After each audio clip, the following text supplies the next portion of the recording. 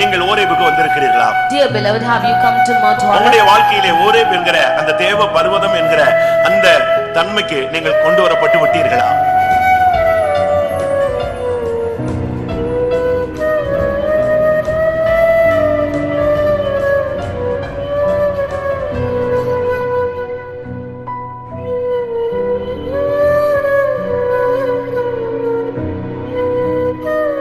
சாட்சிகளுடைய தேவைகளை கர்த்தர் சந்திக்க முடியாது. ஸ்தோத்திரம் பண்ணுவோம். தோத்ரா தோத்ரா தோத்ரா தோத்ரா தோ. கூட்டம் முடிந்த உடனே ஞாயிறு பள்ளி நடைபெறும். இன்று மாலை 4 மணிக்கு 10th முடித்தவர்கள், +1 +2 முடிக்கிறவர்கள், அவர்களுக்கு அடுத்து படிக்க வேண்டியது என்ன அதை குறித்ததான ஒரு கவுன்சிலிங் மாதிரி சாயங்காலம் 4 மணிக்கு இங்கே ஒரு ஜெபம் நடைபெறும். மாலை 6:30 மணிக்கு ஸ்தோத்திர ஜெபம் நடைபெறும். திங்கட்கிழமை மாலை எல்லா இடங்களிலும் ஏரியா பிரேயர் நடைபெறும். திருப்பாக்குட்டையில் மட்டுமல்ல, செவ்வாய்க்கிழமை நடைபெறுகிற ஏரியா பிரேயர் அனைத்தும் திங்கட்கிழமை மாலை நடைபெறும். செவ்வாய்க்கிழமை மாலை திருப்பாக்குட்டையில் கூட்டம் நடைபெறும். புதன்கிழமை காலை உபவாச ஜெபம், மாலை வேதபாட கூட்டம் நடைபெறும். சனிக்கிழமை காலை உபவாச ஜெபம், மாலை காத்திருப்பு கூட்டம் நடைபெறும்.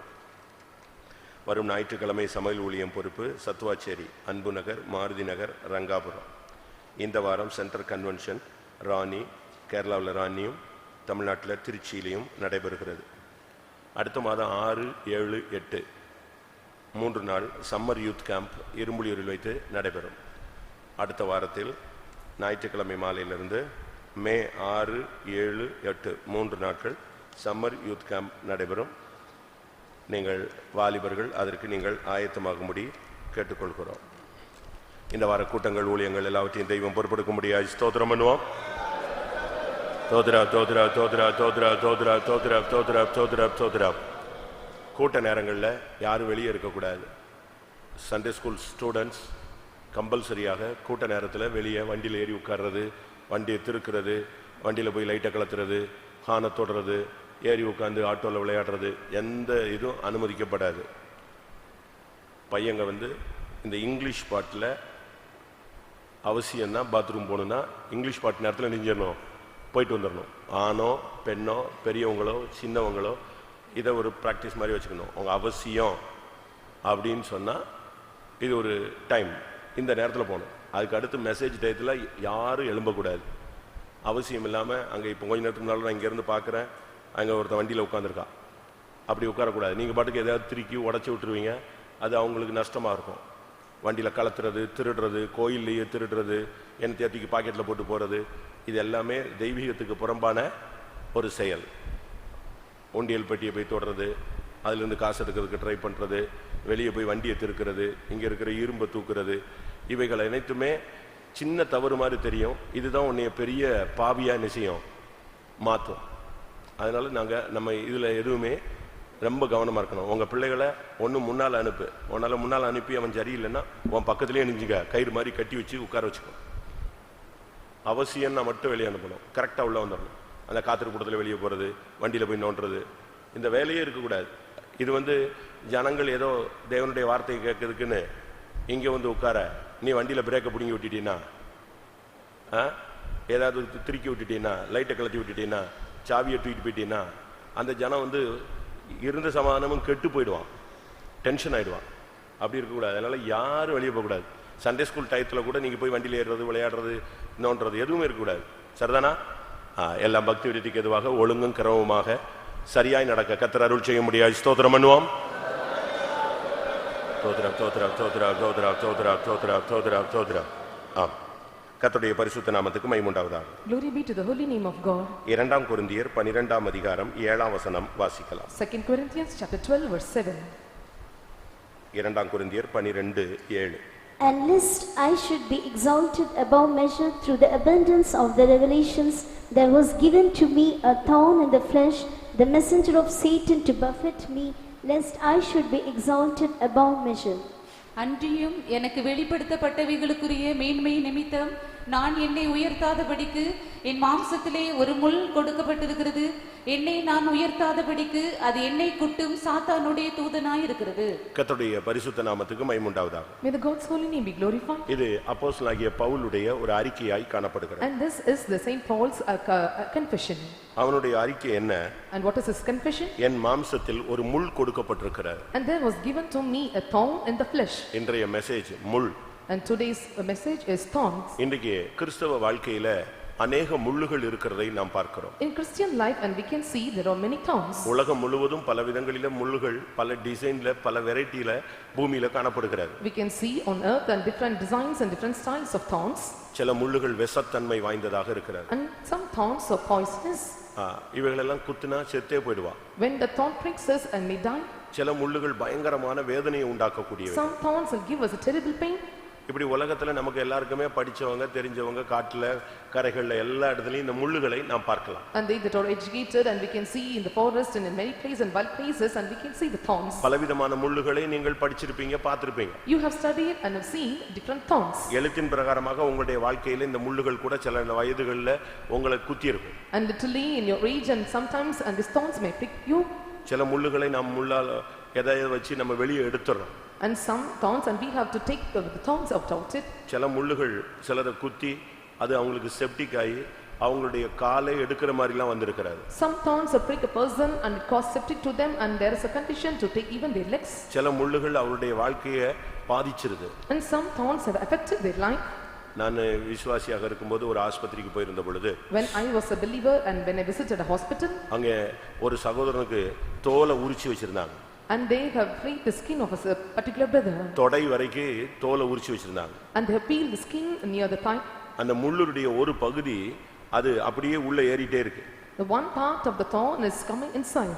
இப்படி பல பாதிப்புகளை முள்ளுனால பாதிக்கப்பட்ட விசுவாசிகள் ஊழியக்காரங்களை பார்க்கலாம். And we can see many servants of God, believers, and they were affected by different kinds of thorns. இதெல்லாம் எழுத்தின் பிரகாரமான முள்ளுகள். And these are all the little thorns. ஒரு சின்ன முள்ளு குத்திட்டா நீங்க உடனே கத்திடுவீங்க, உடனே அதை எடுத்துருவீங்க, எதையாவது ஒன்னு பிரயாசப்படுறீங்க. If you have thorns, and literally and you will take some steps to take away the thorns because of the terrible pain. ஆனா இன்னைக்கு நான் பேச போறது ஆவிக்குரிய ஜீவியத்திலே உள்ள முள்ளுகள். But today I am going to speak about the thorns in your spiritual life. இங்கே ஒரு முள் குத்தப்பட்டதாக அவன் சொல்லுகிறான். Here he says that and the thorn was pricked him. அது என்ன முள்ளு? And what thorn it was? என் மாம்சத்தில் ஒரு முள் கொடுக்கப்பட்டிருக்கிறது. And there was given to me a thorn in the flesh. அது என்னை குட்டுகிற சாத்தானுடைய தூதனாய் இருக்கிறது. And the messenger of the Satan to buffet me it was. இங்கே சொல்லப்பட்டதான இந்த முள் வியாதியை காண்பிக்கிறது. And here the thorn is mentioning about the sickness. கிறிஸ்தவ வாழ்க்கையில முள் என்பது ஒரு Poshan. In Christian life, and this thorn is one portion. இல்லாவிட்டா அவன் பூரணத்தை அடைகிற பாதையில ஒரு பாதை முள் நிறைந்த பாதை. Or to way or to attain the perfection way, and this is the thorn is a way towards soon to lead to the perfection. அது இந்த விதத்துல தான் வரணும், இப்படி தான் வரணும் அப்படின ரூல்ஸ் எல்லாம் கிடையாது. And there are no rules and regulation that it should come in this way and that way. முள்ளு வந்து கால்ல தான் குத்தணும் அப்படின ரூல்ஸ் கிடையாது. நீ சைடுல போயும்போது சைடுல கூட கிழிச்சிட்டு போய்டும். And there are not rules that when the thorns have to prick only your legs, and when you are going or moving it may come and prick your side. ஆனா முள்ளுகளை நீ கடக்க வேண்டியது கடமை. But it is your responsibility to pass over this thorns. இந்த பலவிதமான முள்ளுகளை குறித்து வேதத்திலே நாம் பார்க்கிறோம். We can see in the scripture the different aspects or different kinds of thorns. இந்த காலை வேளையில இப்படிப்பட்ட முள்ளுகளினாலே பாதிக்கப்பட்டு வேதனை அடைந்து வியாகுலத்தோடு ஒரு கூட்டம் ஜனங்கள் இங்கே வந்திருக்கிறீர்கள். In this morning time they that are pricked by thorns, and those who suffered, and those who are under the heaviness, and you have come to the meeting. இந்த கூட்டம் முடிகிறதுக்குள்ள இந்த முள்ளுகள் பிடுங்கப்பட வேண்டும் என்று நான் வாஞ்சிக்கிறேன். Before the end of the meeting I desire and these thorns to be pricked out. அது எந்த ஆழத்துல பதிஞ்சிருந்தாலும் அதை எப்படியாவது இன்னைக்கு வெளியே எடுக்கணும். Even it may gone deep, and it should be come out in some other way. எத்தனை வருஷம் இந்த முள்ளுகளை நாம் வைத்துக் கொண்டே இருப்பது? How many years we can keep this thorns? இங்கே சொல்லுகிறார், நான் 2 தரம், நான் அதுக்கு அடுத்த வசனத்தில் சொல்றார், நான் அதுக்காக ஜெபித்தேன்.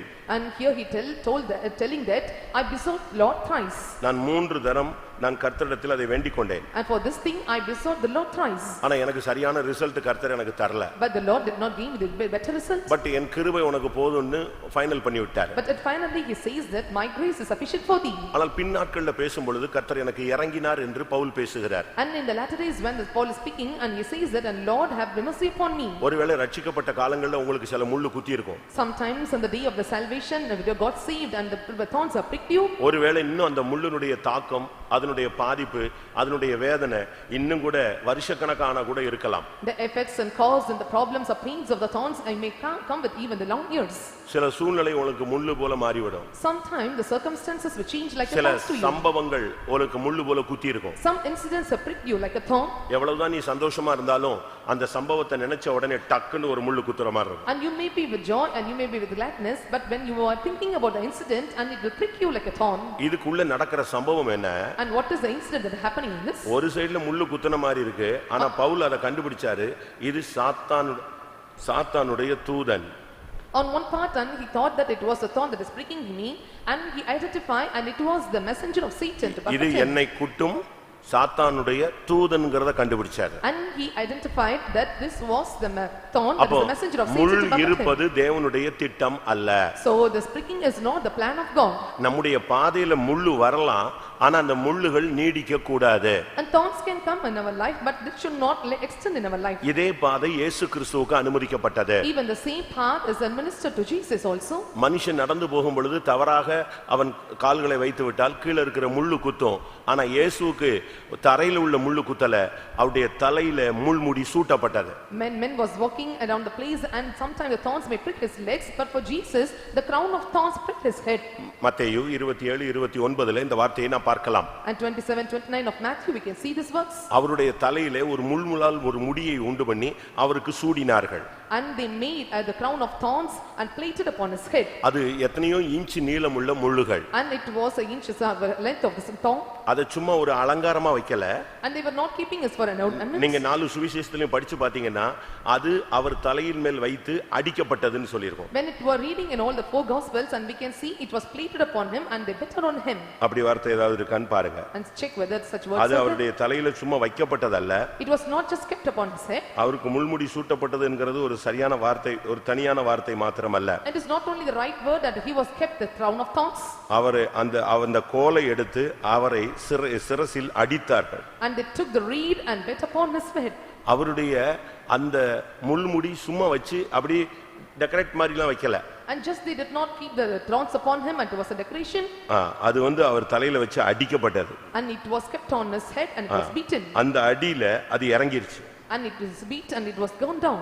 சரித்திரம் சொல்லுகிறது 17 முள்ளு உள்ள ஆழமா போய் குத்திருச்சான். History says the 17 inches of the thorns and went deep inside his head. 17 முள்ளுகள் எத்தனையோ இன்ச்சஸ் உள்ள போய் குத்திருச்சு. And many inches the 70 thorns and entered deep into his head. அந்த அளவு தலையில முள்முடி சூட்டப்பட்ட ஒரு சூழ்நிலை. And to such extent, and he was plated with the crown of thorns in his head. இன்னைக்கு இந்த கூட்டத்துல வந்திருக்கிற உங்களுக்கு கால்ல முள்ளு குத்தி இருக்கா? And those who come to this meeting, whether the thorns இல்ல pricked your மனசுல legs, முள்ளு குத்தி இருக்கா? or it pricked in your heart, இல்ல தலையில முள்ளு குத்தி இருக்கா? or it pricked in your head, நீங்க யோசிச்சு பாருங்க. you just think and see. உங்களுடைய நிலவரம் என்ன என்பதை நீங்கள் சிந்திச்சு பாருங்க. Just consider and what is your state. உங்களுடைய ஜீவியத்துல நீங்கள் என்ன சூழ்நிலையில நீங்கள் சிக்கி இருக்கிறீர்கள்? In what situations or in your life you are entangled. சிலருக்கு கண்கள்ல முள்ளு போல சில பிரச்சனைகள் குத்தி கொண்டிருக்கிறது. And for some the problems are pricking like a thorns in their eyes. வேதம் இதையெல்லாம் சுட்டி காட்டுகிறது. The Bible is depicting all these things. எப்படிப்பட்ட முள்ளு? What kind of thorn? கையில குத்தினாலே நமக்கு உட்கார முடியாது. If it is pricking our hands and we cannot bear it. கால்ல குத்திட்டா சுத்தமா இருக்க முடியாது. And if it is pricking our legs and we could not control. ஆனா அதே நேரத்துல உங்களுடைய கண்ணுல குத்தினா எப்படி இருக்கும்? At the same time, if it pricks your eyes, and how it will be. ஒரு மனுஷனுடைய ஜீவியத்துல கண்களில் முள்ளு இருந்தால் எப்படி இருக்கும்னு யோசிச்சு பாருங்க. You just think and see in a man's life if there is a thorn pricked in his eyes and how his state would be. என்னாகமம் 33:5 பார்க்கும் பொழுது அவர்கள் உங்கள் கண்களில் முள்ளுகளாக இருந்து உங்கள் விலாக்களிலே கூர்களாக இருந்து உங்களை உபத்திரவப்படுத்துவார்கள். In Numbers chapter 33 verse 5, and it is said that and they will be the thorns in your legs and resist you. இன்னைக்கு எத்தனை பேர் இப்படி இருக்கிறோம்னு யோசி, எத்தனை பேருடைய வாழ்க்கையில இப்படிப்பட்ட சூழ்நிலைகள் இருக்குன்னு பாருங்க. And just think and see how many of your situations in your life was going in this way. கண்ணுல முள்ளு வச்சா எப்படி இருக்கும்? இயேசுவுக்கு சிரசுல முள்முடி சூட்டப்பட்டது. ஆனால் ஒரு சிலருக்கு பிரச்சனைகள் கண்ணுக்குள்ள முள்ளு மாதிரி இருக்கு. If there was a problem to them, and for Jesus it was pricked on the head, and for some the problems is the pricking the thorns in their eyes. இன்னைக்கு இந்த கூட்டத்துல வந்திருக்கிற நீங்கள் உங்களுடைய உண்மையான நிலவரத்தை நீங்கள் உணர வேண்டியது அவசியம். And they that have come to this meeting, and you have to identify your true state. நீங்கள் இன்னொரு விதத்துல பார்க்கும் பொழுது, when you see in the other part, யோசுவா 23:13 பார்க்கும் பொழுது, and 27 of the 33 of Joshua. அவர்கள் உங்கள் கண்களுக்கு முள்ளுகளாக இருப்பார்கள் என்று நிச்சயமா நீங்கள் அறியுங்கள். And you will certainly know that, and they will be the thorns to your eyes. அப்ப கண்ணுல முள்ளு, சிரசுல முள்ளு, உடம்புல முள்ளு, கால்கள்ல முள்ளு, இப்படி பல தன்மைகளை நாம் வேதத்திலே பார்க்கலாம். Thorns in your head, thorns in your eyes, and thorns in your legs, and thorns in your body, and you can see different aspects in the scripture. இன்னும் ஒரு சிலருடைய வாழ்க்கையில அவங்க இருக்கிற இடமே ஒரு முள்ளு மாதிரி இருக்கு. For some, even the situations or the place that they reside is like a thorns to them. அவங்க குடும்ப வாழ்க்கையே முள்ளு மாதிரி ஆயிடுச்சு. And their family life is like a thorn. அவங்க பிசினஸ் சென்டரே முள்ளு மாதிரி ஆயிடுச்சு. And their business center became a thorn.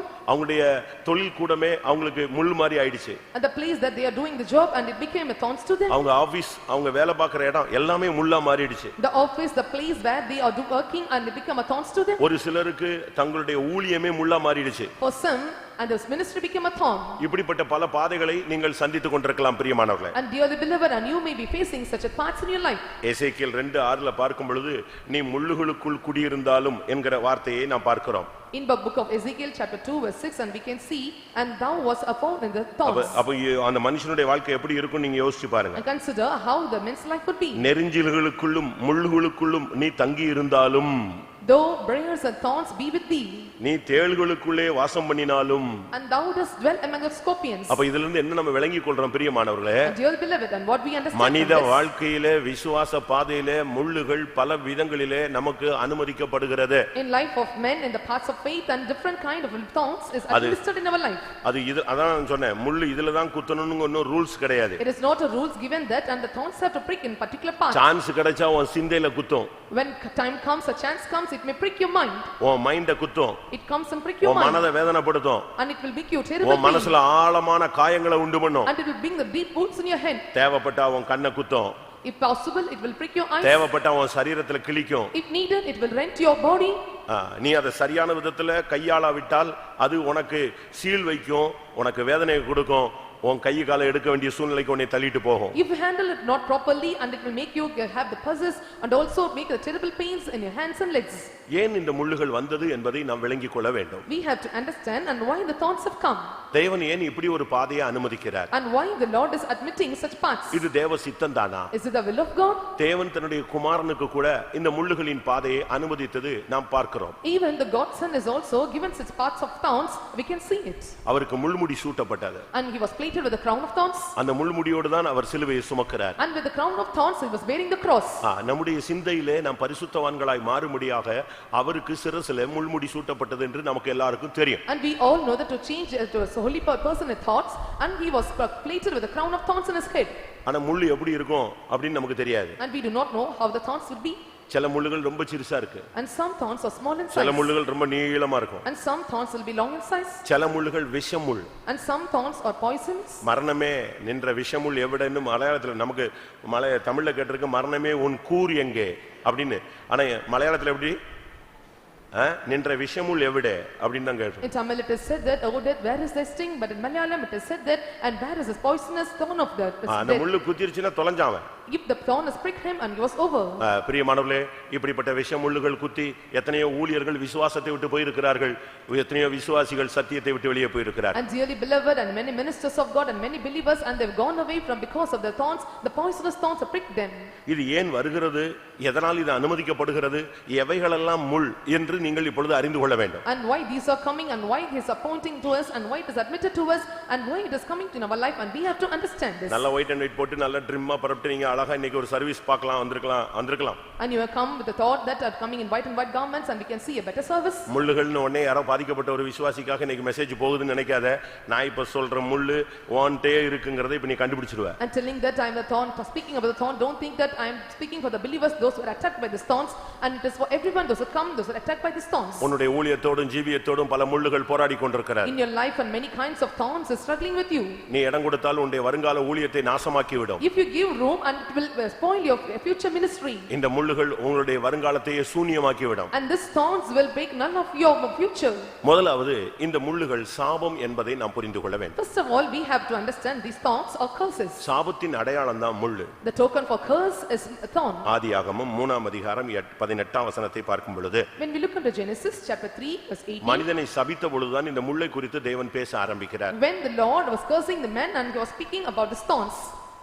அது உனக்கு முள்ளும் குறுக்கும் முளைப்பிக்கும் வெளியின் பயிர் வகைகளை புசிப்பாய். நீ அதுல உனக்கு முள்ளும் குறுங்கும் அந்த மோசமான நெரிஞ்சில்கள் தான் உனக்கு முளைக்கும் என்று சொல்லப்பட்டிருக்கிறது. It is said that thorns also and thistles shall bring forth you. சாபத்தினுடைய ஒரு அடையாளம் தான் முள்ளு. The token for the curse is thorn. நாம ஊழியம் செய்றோம், நாம விசுவாசியா இருக்கிறோம், நம்ம மேல சில சாபங்கள் இருக்குதாங்கறதை நம்ம கண்டுபிடிக்கணும். We are doing the ministry and we are believers and we have to check either any curses is found in us.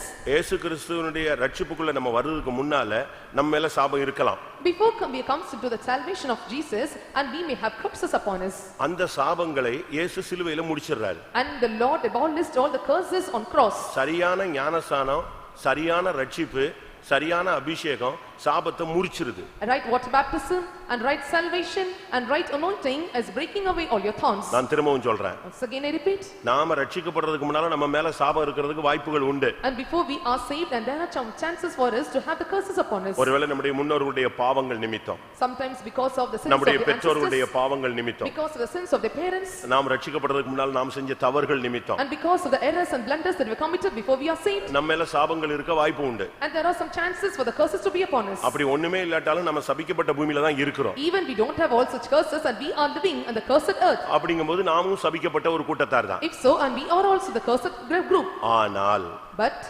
ரட்சிக்கப்பட்ட பின்பு after we are saved, நம்முடைய ரட்சிப்பில், நம்முடைய ஞானஸ்நானத்தில், நம்முடைய அபிஷேகத்துல சாபங்கள் முறிக்கப்படுகிறது. in our salvation, in our water baptism, in anointing, our curses are abolished or removed. ஆனா இப்ப நம்ம ரட்சிக்கப்பட்டோம், இத்தனை வருஷம் ஊழியத்துக்கு வந்துட்டோம், இவ்வளவு நாள் ஆயிட்டோம், இப்ப நம்ம மேல சாபம் இருக்குமா? And we are saved and we have come to the salvation, we are anointed, and will the curses will remain upon us? நல்லா புரிஞ்சுக்கணும். Understand when? என்னைக்கு நீ சரியா ரட்சிக்கப்பட்டயோ அன்னைக்கு உன் சாபம் 100% out. When you are saved properly and that is 100% your curses are removed. விசுவாசிக்கிறவங்க ஒரு அல்லேலூயா சொல்லுங்க. சில புத்தகங்கள்ல இருக்கும், நீ ரட்சிக்கப்பட்ட பிறகு கூட நீ இன்னொரு 40 வருஷம் கூட இருக்குன்னு. அப்படிலாம் கிடையாது. இயேசு கிறிஸ்து கலாத்தியர் 3ஆம் அதிகாரத்தின்படி நமக்காக அவர் சாபம் ஆகினார். In book of Galatians chapter 3, and he became cursed for our sake. அப்ப முடிஞ்சு போயிடுச்சு அது. And the thorns are சரி, அப்ப இப்ப விசுவாசி இப்ப எப்படி சபிக்கப்படுறான்? And how the believers are becoming cursed? அதுக்கு ஒரு பெரிய சரித்திரமே இருக்கு. And there is a great history behind it. சபை கூடுதலை விட்டு விடுகிறவன் சபிக்கப்பட்டவன். ஒரு சர்வீஸ்க்கு நீ போகலன்னா ஒரு சாபம் வந்து உன் மேல ஒட்டிக்கும். If you attend not the service and the curse will come upon you. நீ இந்த மார்க்கத்துல இருந்துட்டு மத்தவனுக்கு துன்பப்படுத்தினா, அவன் ஆண்டவரே இப்படி பண்ணிட்டானே, இவன் விளங்குவானா அப்படின்னா அந்த சாபம் உன் மேல வந்து என்ன செய்யும்? பலிக்கும். Staying in this religion, and if you are persecuting any people, and the curses that he was giving and will come and prosper upon you. ஒருத்தன் வியாதிப்பட்டானா நீ அவனை போய் பார்க்கலன்னா அது ஒரு சாபம். அந்த சாபம் உன் மேல வரும்னு மத்தேயு 25ஆம் அதிகாரத்துல நீங்க படிக்கலாம். If you became sick, if a person is becoming sick, and if you are not visiting him, and the curse will fall upon you, you can read this book of Matthew chapter 25. இடது பக்கத்தில் நிக்கிற வெள்ளாடுகளை பார்த்து அவர் சொல்லுகிறார், சபிக்கப்பட்டவர்களே, பிசாசுக்காக ஆயத்தமாக்கப்பட்ட இடத்துக்கு நீங்கள் போங்கள். அவங்க யாரு? வியாதியா இருந்த பார்க்காதவங்க, பசியா இருந்து பசிக்கு ஆகாரம் கொடுக்காதவங்க, தண்ணி கிடைக்கும்போது தண்ணி கொடுக்காதவன், இவெல்லாம் யாரு? சபிக்கப்பட்டவன். Looking unto the water, and he was telling that they that give not the water and they are the cursed. அப்ப இதுல இருந்து என்ன விளங்கிக் கொள்றோம்? And what do we understand from this? ரட்சிக்கப்பட்ட பின்பு நாம் தெய்வீகமாக வாழாத பட்சத்துல, சில காரியங்களை செய்யாத பட்சத்துல நாம் சபிக்கப்பட்டவர்களாய் மாறுகிறோம். After coming to the salvation, when we are not doing certain things in our life, and we become the cursed. மத்தேயு 25:41 நீங்க இத பார்க்க முடியும். And you can read in book of Matthew chapter 25 verse 41. இவர்கள் இடது பக்கத்தில் நிற்கிறவர்கள். And they that right stand on the left hand. அப்பொழுது இடது பக்கத்தில் நிற்பவர்களை பார்த்து அவர் சபிக்கப்பட்டவர்களே என்னை விட்டு. அப்ப இவங்களை பார்த்து என்ன சொல்றாரு?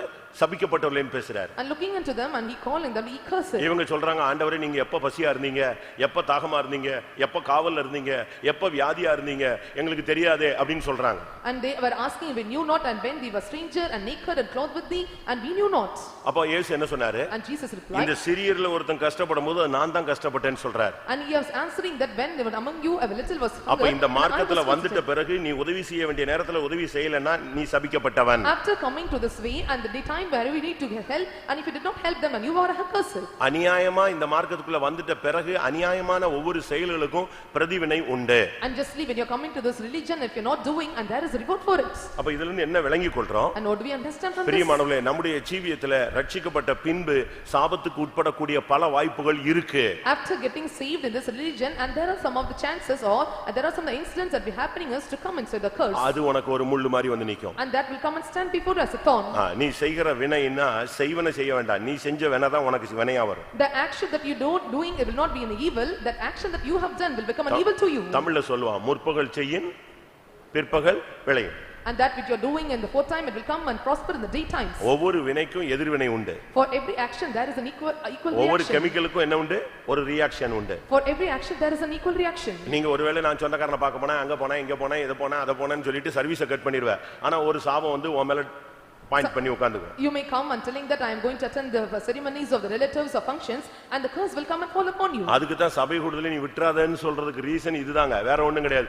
நீங்க எல்லாம் முன்னால வந்து எல்லாரும் உட்கார்ந்து உங்க முகத்தை பார்க்கணும்னு இல்ல, தேவன் உங்க முகத்தை பார்க்கணும்னு ஆசைப்படுறாரு. So we are telling you that you have to come and gather up in the church, and you should not leave it, and you do not have to look into your face. பகலின் குளிர்ச்சியான வேளையில வந்தவர் சபைக்குள்ள வருவாரு. And at the cool of the daytime, and he will come in the church. நீ உட்கார வேண்டிய இடத்துல உட்கார்ந்திருக்கியான்னு, நீ எங்கே இருக்கிறாய்ன்னு பாப்பாரு. And he will look unto you at the place where you are sitting, and have you sit, and he will check whether you are sitting and sat down. நீ வீட்ல உட்கார்ந்திருந்தேனா, சொந்தக்கார வீட்ல போய் உட்கார்ந்திருந்தேனா, கல்யாண வீட்ல உட்கார்ந்திருந்தேனா, சடங்கு வீட்ல உட்கார்ந்திருந்தேனா என்ன பிரயோஜனம்? If you sat in the rituals or ceremony places or any other festivals or in functions, and what is the use of you? அதுக்கு தான் சொல்றேன் சபை கூடுதல விட்டுறாத. And that's what we are telling, and that should not leave the gathering எங்க of the church. சுத்தனாலும் எங்க போய் உட்கார்ந்திரு. And wherever you may be, and must sit in the service. அவசியமா நீ போக வேண்டியிருக்கும். நீ அங்க போனாலே அங்க தேவ சமூகத்துல உட்காரு. If urgently you need to go to that place, and you must sit in the presence of God at right பூமி time. எங்கும் உலாவுகிற கண்கள் உன்னை பார்க்கட்டும். And he that looking towards the whole world, and he watches over you. பிசாசு சொல்லுவான், பாத்தீங்களா ஆண்டவரே இன்னைக்கு சர்வீஸ்க்கு அவன் போகலம்மா. And he will tell, and Satan looking unto God, he says that he was not attending the நீங்க service. நினைக்கிற மாதிரி உங்க பின்னால உள்ள பிசாசு சும்மா இருக்கவே மாட்டான். And don't think that he will not follow you. So it's a simple way.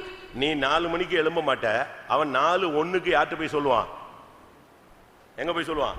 அவங்க ஆள் தூங்கிட்டான் அப்படிமா. You will not wake up by 4 o'clock, and he will complain to God for 4:01 that he did not wake up today. வெளிப்படுத்தல் 12:10 சொல்லி இருக்கிறது, இரவும் பகலும் குற்றஞ்சாட்டுகிறவன். 24 hours உன்னைய பத்தி பாயிண்ட் கவுண்டர் போட்டுக்கிட்டே இருப்பாங்க. Revelation chapter 15 verse 10 says that, and he is the accuser, and he was making and accusing of your day and night. உங்க ஆள் இன்னைக்கு கூட்டத்துக்கு போகல, And he did not attend the meeting, உங்க ஆள் ஜெபத்துக்கு எழும்பல, and he did not wake up for the prayer. இன்னைக்கு உங்க ஆள் வீட்ல பயங்கரமா சண்டை நடக்குது, And there was a quarreling in the house, அடிச்சிட்டாங்க.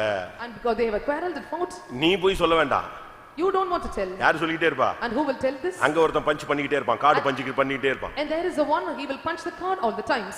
இதுதான் உண்மையான நிலவரம் பிரியமானவர்களே. And this is the true state, beloved. அதனால தான் நான் சொல்றேன், சாபத்தை நீயா விலை கொடுத்து வாங்கிடாத. So I am telling that you should not purchase with praises curse upon you. சமய வாய்த்தா சாபங்கள் என்னங்கறத பின்னால பார்க்கலாம். If season comes, then I will tell you what are the curses. சாபம் ஒரு முள். A curse is a thorn. அது உனக்குள்ளேயே முள்ளை விளைய வச்சிரும். It will make to fertilize this thorn into you. ஒரு முள்ளை அல்ல, Not a single thorn. உனக்குள்ளேயே முள் விளைய ஆரம்பிச்சிரும். And the thorns will continue. முள்களை உனக்குள் முளைப்பிக்கும். And it will bring the thorn forth in you. அதுக்கு பிறகு நீயே முள்ளா மாறிடுவ. Then after you will become a thorn. உன் புருஷன் உனக்கு முள்ளா இருக்க மாட்டான், நீ அவனுக்கு முள்ளா மாறிடுவ. The husband will not be a thorn to you, and you will become a thorn to your husband. இப்போ ஒரு வீட்ல புருஷனும் முள்ளு மனைவி முள்ளுன்னா என்ன எப்படி இருக்கும் அந்த வீடு? In a house, if a husband and wife both are thorns, and how the family இதுல will be. நடுவுல மாட்டிக்கிட்ட பிள்ளை செத்தான். And his children which among them will be will over. இல்ல பிள்ளைகள் எல்லாம் ஆணும் பொண்ணு எல்லாம் முள்ளு நடுவுல மாட்டிக்கிட்ட பெற்றோர் செத்தான். And the boy and girl child in the house, and they were found inside, and they become a thorns to them. இந்த வியாதி ஒரு முள். The sickness is a thorn. இந்த முள்ளை கர்த்தர் இன்றைக்கு புடுங்கணும். Today the Lord have to pluck out this thorn. உங்களுக்குள்ள எத்தனை பேருக்குள்ள இந்த வியாதி இருக்கு? How in among you, how many are having the sickness? வியாதிங்கும்போது அதுக்கு பல தன்மைகள் இருக்கு. When I tell about sickness, and there are many natures for it. சில வியாதி வந்து டெய்லி ஒரு சிலரை விசிட் பண்ணுதுங்க. And some sickness and visit them every day. ஒரு சில வியாதி வந்து கிளைமேட்ல மட்டும் வந்து விசிட் பண்ணும். And for some sicknesses, and they will look into them only the climate. ஒரு சிலருக்கு வீட பெருக்கிட்டா வியாதி வந்துரும். And for some, if they build a house, and they will visit the sickness. அப்படிதானே?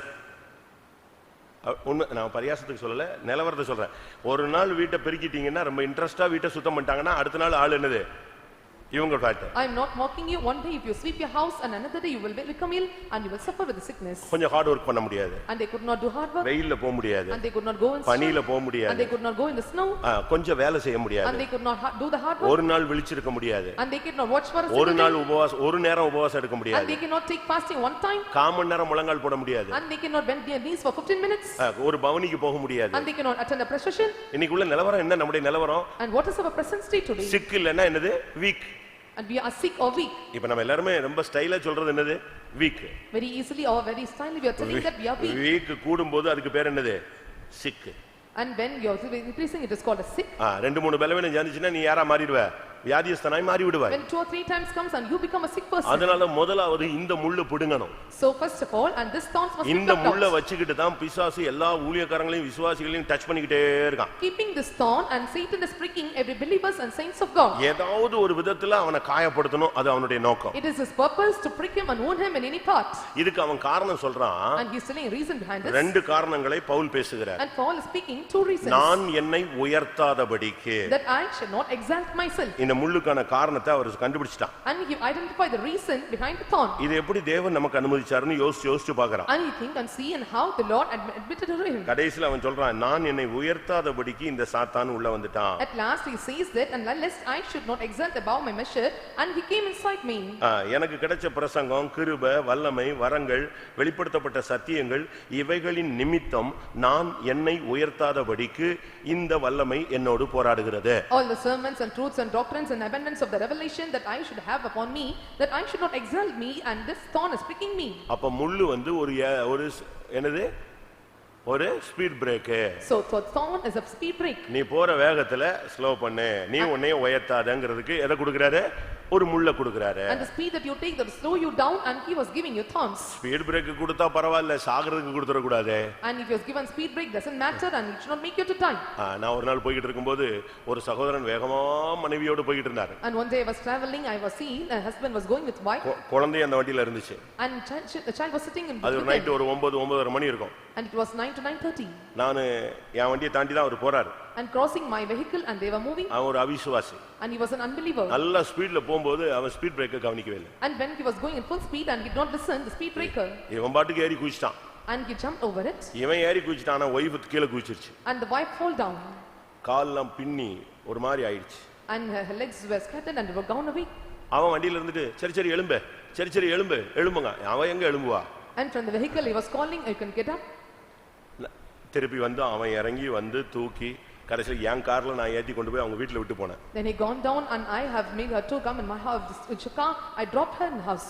திருப்பி போய் அவங்க ஆஸ்பத்திரிக்கெல்லாம் தூக்கிட்டு போனாங்க. Then after they carried her to hospital. Speed break உன்னுடைய பரிசுத்தத்துக்காக இருக்கணுமே தவிர, உன்னுடைய தெய்வீகத்துக்காக இருக்கணுமே தவிர, இந்த முள்ளு வந்தது உன்னுடைய வீழ்ச்சிக்காக இருக்க கூடாது. The speed breaker must be for your divineness or holiness, and should not be a falling. இரண்டாவது, இந்த முள்ளு வந்து இயேசு கிறிஸ்துவுக்கு பயங்கர வேதனையை கொடுத்தது. Secondly, this thorns gave great pain to Jesus. அவருடைய தலையில உள்ள ரத்தம் போனதுக்கு காரணம் இந்த முள் முடிதான். The reason for all his blood in the head was gone away is the reason of the thorns. உடம்பெல்லாம் அடி விழுந்துச்சு, ஆனா தலையில இருந்து முள்ளு தான் கிழிச்சு ரத்தத்தை வெளியே எடுத்தது. And he got the whole beatings on the body, but the thorns in his crown of thorns in his head, and make all his blood to come out. அந்த அளவு அது குத்தினது. And to that extent it pricked him. இந்த முள்ளுகள் வேதனையினுடைய ஒரு பாதிப்பு, ஒரு தாக்கம். And this thorns is one part of this pain. இந்த முள்ளுகளுடைய அடுத்த தாக்குதல் என்ன? And what is the next attack of this thorn? ஒன்னு வியாதியை உண்டாக்குவது, one is bring மற்றொன்று உன்னுடைய மனதை வேதனைப்படுத்துவது, or others may grieve your heart. இரண்டாவது உன்னுடைய ஆவிக்குரிய ஜீவியத்தை வளர விடாம இந்த முள்ளுகள் வந்து அப்படியே நெருக்கிடும். Secondly, and you should not grow in your spiritual life, and the thorns will come and subject you. அது எப்படினா, And how it is பிரசங்கத்தை possible? கேட்கும்போது சூப்பர்மிங்க, வெளிய போன உடனே டூப்பர் ஆயிடுவீங்க. Hearing the sermon you may tell it was superb, but going out and may vanish away. ஒரு youth கேம்ப்ல ஒரு பையன் கேட்டான், யூத் கேம்ப்ல இருக்கிற வரைக்கும் நான் அப்படியே செயின்ட்டா இருக்கிறேன், கேம்பஸ் விட்டு இரும்புல விட்டு வெளிய போனா நான் யாரா மாறிடுறேன், பாவியா இருக்கேன். அப்படினா எப்படி 24 hours அங்க இருந்து சொன்னா உன்னை ஜிப்பா போட மாட்டேங்கறியே? And during youth meeting, and he was saying that I was so full speed and was so hot when I was staying here, but I will go out, I'm gone away, and what's the reason behind it? இங்கே நீங்க பார்க்கும் பொழுது இந்த முள்ளுகளுடைய தன்மை என்னன்னா, வசனத்தை கேட்கும்போது இன்ட்ரஸ்டா இருக்கும். அந்த வசனத்தை நீங்க செயல்படுத்தும் போது இது வளர்ந்து அப்படியே நெருக்கும் உன்னைய பிடிச்சு. And when we are hearing the sermon and it is so interesting to you, when the thorns are spring forth and it is growing, and it will come and subject over you. இந்த முள்ளுகளுக்குள் விதைக்கப்பட்ட தன்மையை 3 சுவிசேஷத்துல நம்ம பார்க்கிறோம். And we can see the 3 gospels and how it was sown among the thorns. மத்தேயு 3ஆம் அதிகாரத்துல பார்க்கிறோம். We are reading in book of Matthew chapter 3. Mark 4ஆம் அதிகாரத்துல பார்க்கிறோம். And Mark chapter 4. லூக்கா 8ஆம் அதிகாரத்துல பார்க்கிறோம். In Luke chapter 8. இந்த ஒவ்வொன்றிலும் பார்க்கும் பொழுது இந்த முள் வளர்ந்து நெருக்குகிறது. In all the 3 gospels, and we can see, and this thorn is growing and it is subjecting them. இந்த இடத்துல முள்ளுகள் என்று இயேசு சொன்ன காரியங்கள் என்ன? And what is the thing, or what are the things he speak about the thorns? முள்ளுள்ள இடங்களிலே விதை விதைக்கப்படுகிறது. And the seeds are sown among the thorns. அந்த முள்ளு வளருது, விதையும் வளருது. And the thorn and the seeds are growing. அந்த செடி வளர்ந்து போது இந்த முள்ளு என்ன செஞ்சது? அத நல்லா வளர விடாம நெருக்குது. And when the plants are growing and the thorns is not allowing them to grow well. நீங்க கூட இப்ப நம்ம காம்பவுண்ட்ல பாத்தீங்கன்னா ஒரு சைடுல ஒன்னு ரெண்டு தென்னை மரம் வளராமே நிக்கும். And we can see in the compound and some 2 or 3 coconut trees were not grown. Yeah. Why? மத்த மரம் வளர்ந்துருச்சு, இத வளர விடாது. Other trees grown and it was not allowing the coconut tree. அதுபோல இந்த முள்ளு வளர்ந்துட்டா வசனத்தின்படி உள்ள வாழ்க்கையை உன்னால வாழ முடியாது. When the thorns are growing and you cannot live the word according to the word of God. மத்தேயு 13:22 இந்த முள்ளுகள் ரெண்டு முள்ளுகளை குறித்து பார்க்கிறோம். And we can read about book of Matthew chapter 13 verse 22 about the thorns which is growing. முள்ளுள்ள இடங்களில் விதைக்கப்பட்டவன் வசனத்தை கேட்கிறவனாயிருந்தும் உலக கவலையும் ஐஸ்வரியத்தின் மயக்கமும் வசனத்தை நெருக்கி போடுகிறதினால் அவனும் பலனற்று போவான். அந்த முள்ளுகள் என்னது? இந்த வசனத்தை நெருக்கிற முள்ளு என்னது? உலக கவலை, ஐஸ்வரியத்தின் மயக்கம். And what is choking the word of God? It is care of this world and deceitful of riches. முள்ளுனா பக்கத்து வீட்டுக்காரி கூட வேலை பார்க்கறவன் அப்படிலாம் நினைச்சிராதீங்க. அதெல்லாம் ஒரு முள்ளு. இன்னொரு முள்ளு உலக கவலை ஒரு முள்ளு. And don't think the thorns or your neighbors or they that are pricking you, and these are the cares of the world. உனக்கு பணம் வசதி எல்லாம் கொடுத்துட்டார் பாரு, நீ அதுக்குள்ளேயே முழுகுறிய. ஐஸ்வரியத்தின் மயக்கம் அது ஒரு முள்ளு. The Lord has given you all luxuriousness and money and everything, and these are all the deceitfulness of your riches. இந்த முள்ளெல்லாம் ரொம்ப டெக்னிக்கா குத்தும். And this the thorns will prick us. இது வெளிய பார்த்தா உனக்கு எப்படி தெரியாது? வெளிய பார்த்தா உனக்கு எப்படி தெரியாது? முள்ளு மாதிரி தெரியவே தெரியாது. When you see outside and it will not be seen like a thorn to you. ஆனா சரியா குத்த வேண்டிய இடத்துல குத்திடும். But the place where it shall prick it will prick you. இந்த உலக கவலையும் ஐஸ்வரியத்தின் மயக்கமும் வசனத்தின்படி வாழ விடாமல் உன்னை நெருக்குகிற முள்ளுகள். And these are the thorns that when you hear it, the scare of this world and deceitful of riches is choking you, that choking the word of God that you not live according to the word. இப்ப நீங்க பாருங்க, உங்க வீட்ல முள்ளு இருக்கா, உனக்குள்ள முள்ளு இருக்கான்னு பாருங்க. And check and see whether the thorns in you or in your house. கர்த்தர் உனக்கு பணம் கொடுப்பாரு. The Lord will give you money. வண்டி கொடுப்பாரு. And he will give you vehicle. வீடு கொடுப்பாரு. He give you house. தேவைகள் எல்லாம் கொடுப்பாரு. He gives all your supply. கர்த்தரின் ஆசீர்வாதம் ஐஸ்வரியத்தை தரும்.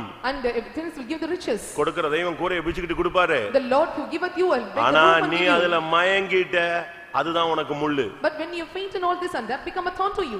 ஐஸ்வரியத்தின் மயக்கம் உன்னுடைய ஆவிக்குரிய வாழ்க்கையை நெருக்கிடும் முள்ளு போல.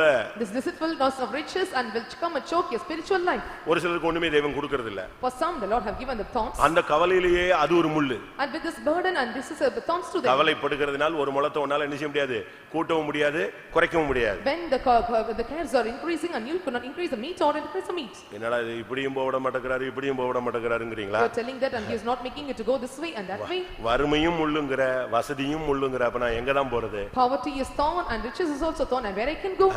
வறுமை ஒரு முள்ளு, உலக கவலை ஒரு முள்ளு. ரைட், சரி விடு. அப்ப ஆசீர்வாதத்தை கொடு. அது போனா ஆசீர்வாதம் கிடைக்கிறது தப்பு கிடையாது. அதுல மயங்கற பாரு, அதுதான் முள்ளு. Receiving the blessing, that doesn't matter that you faint in it and that has become a thorn to you.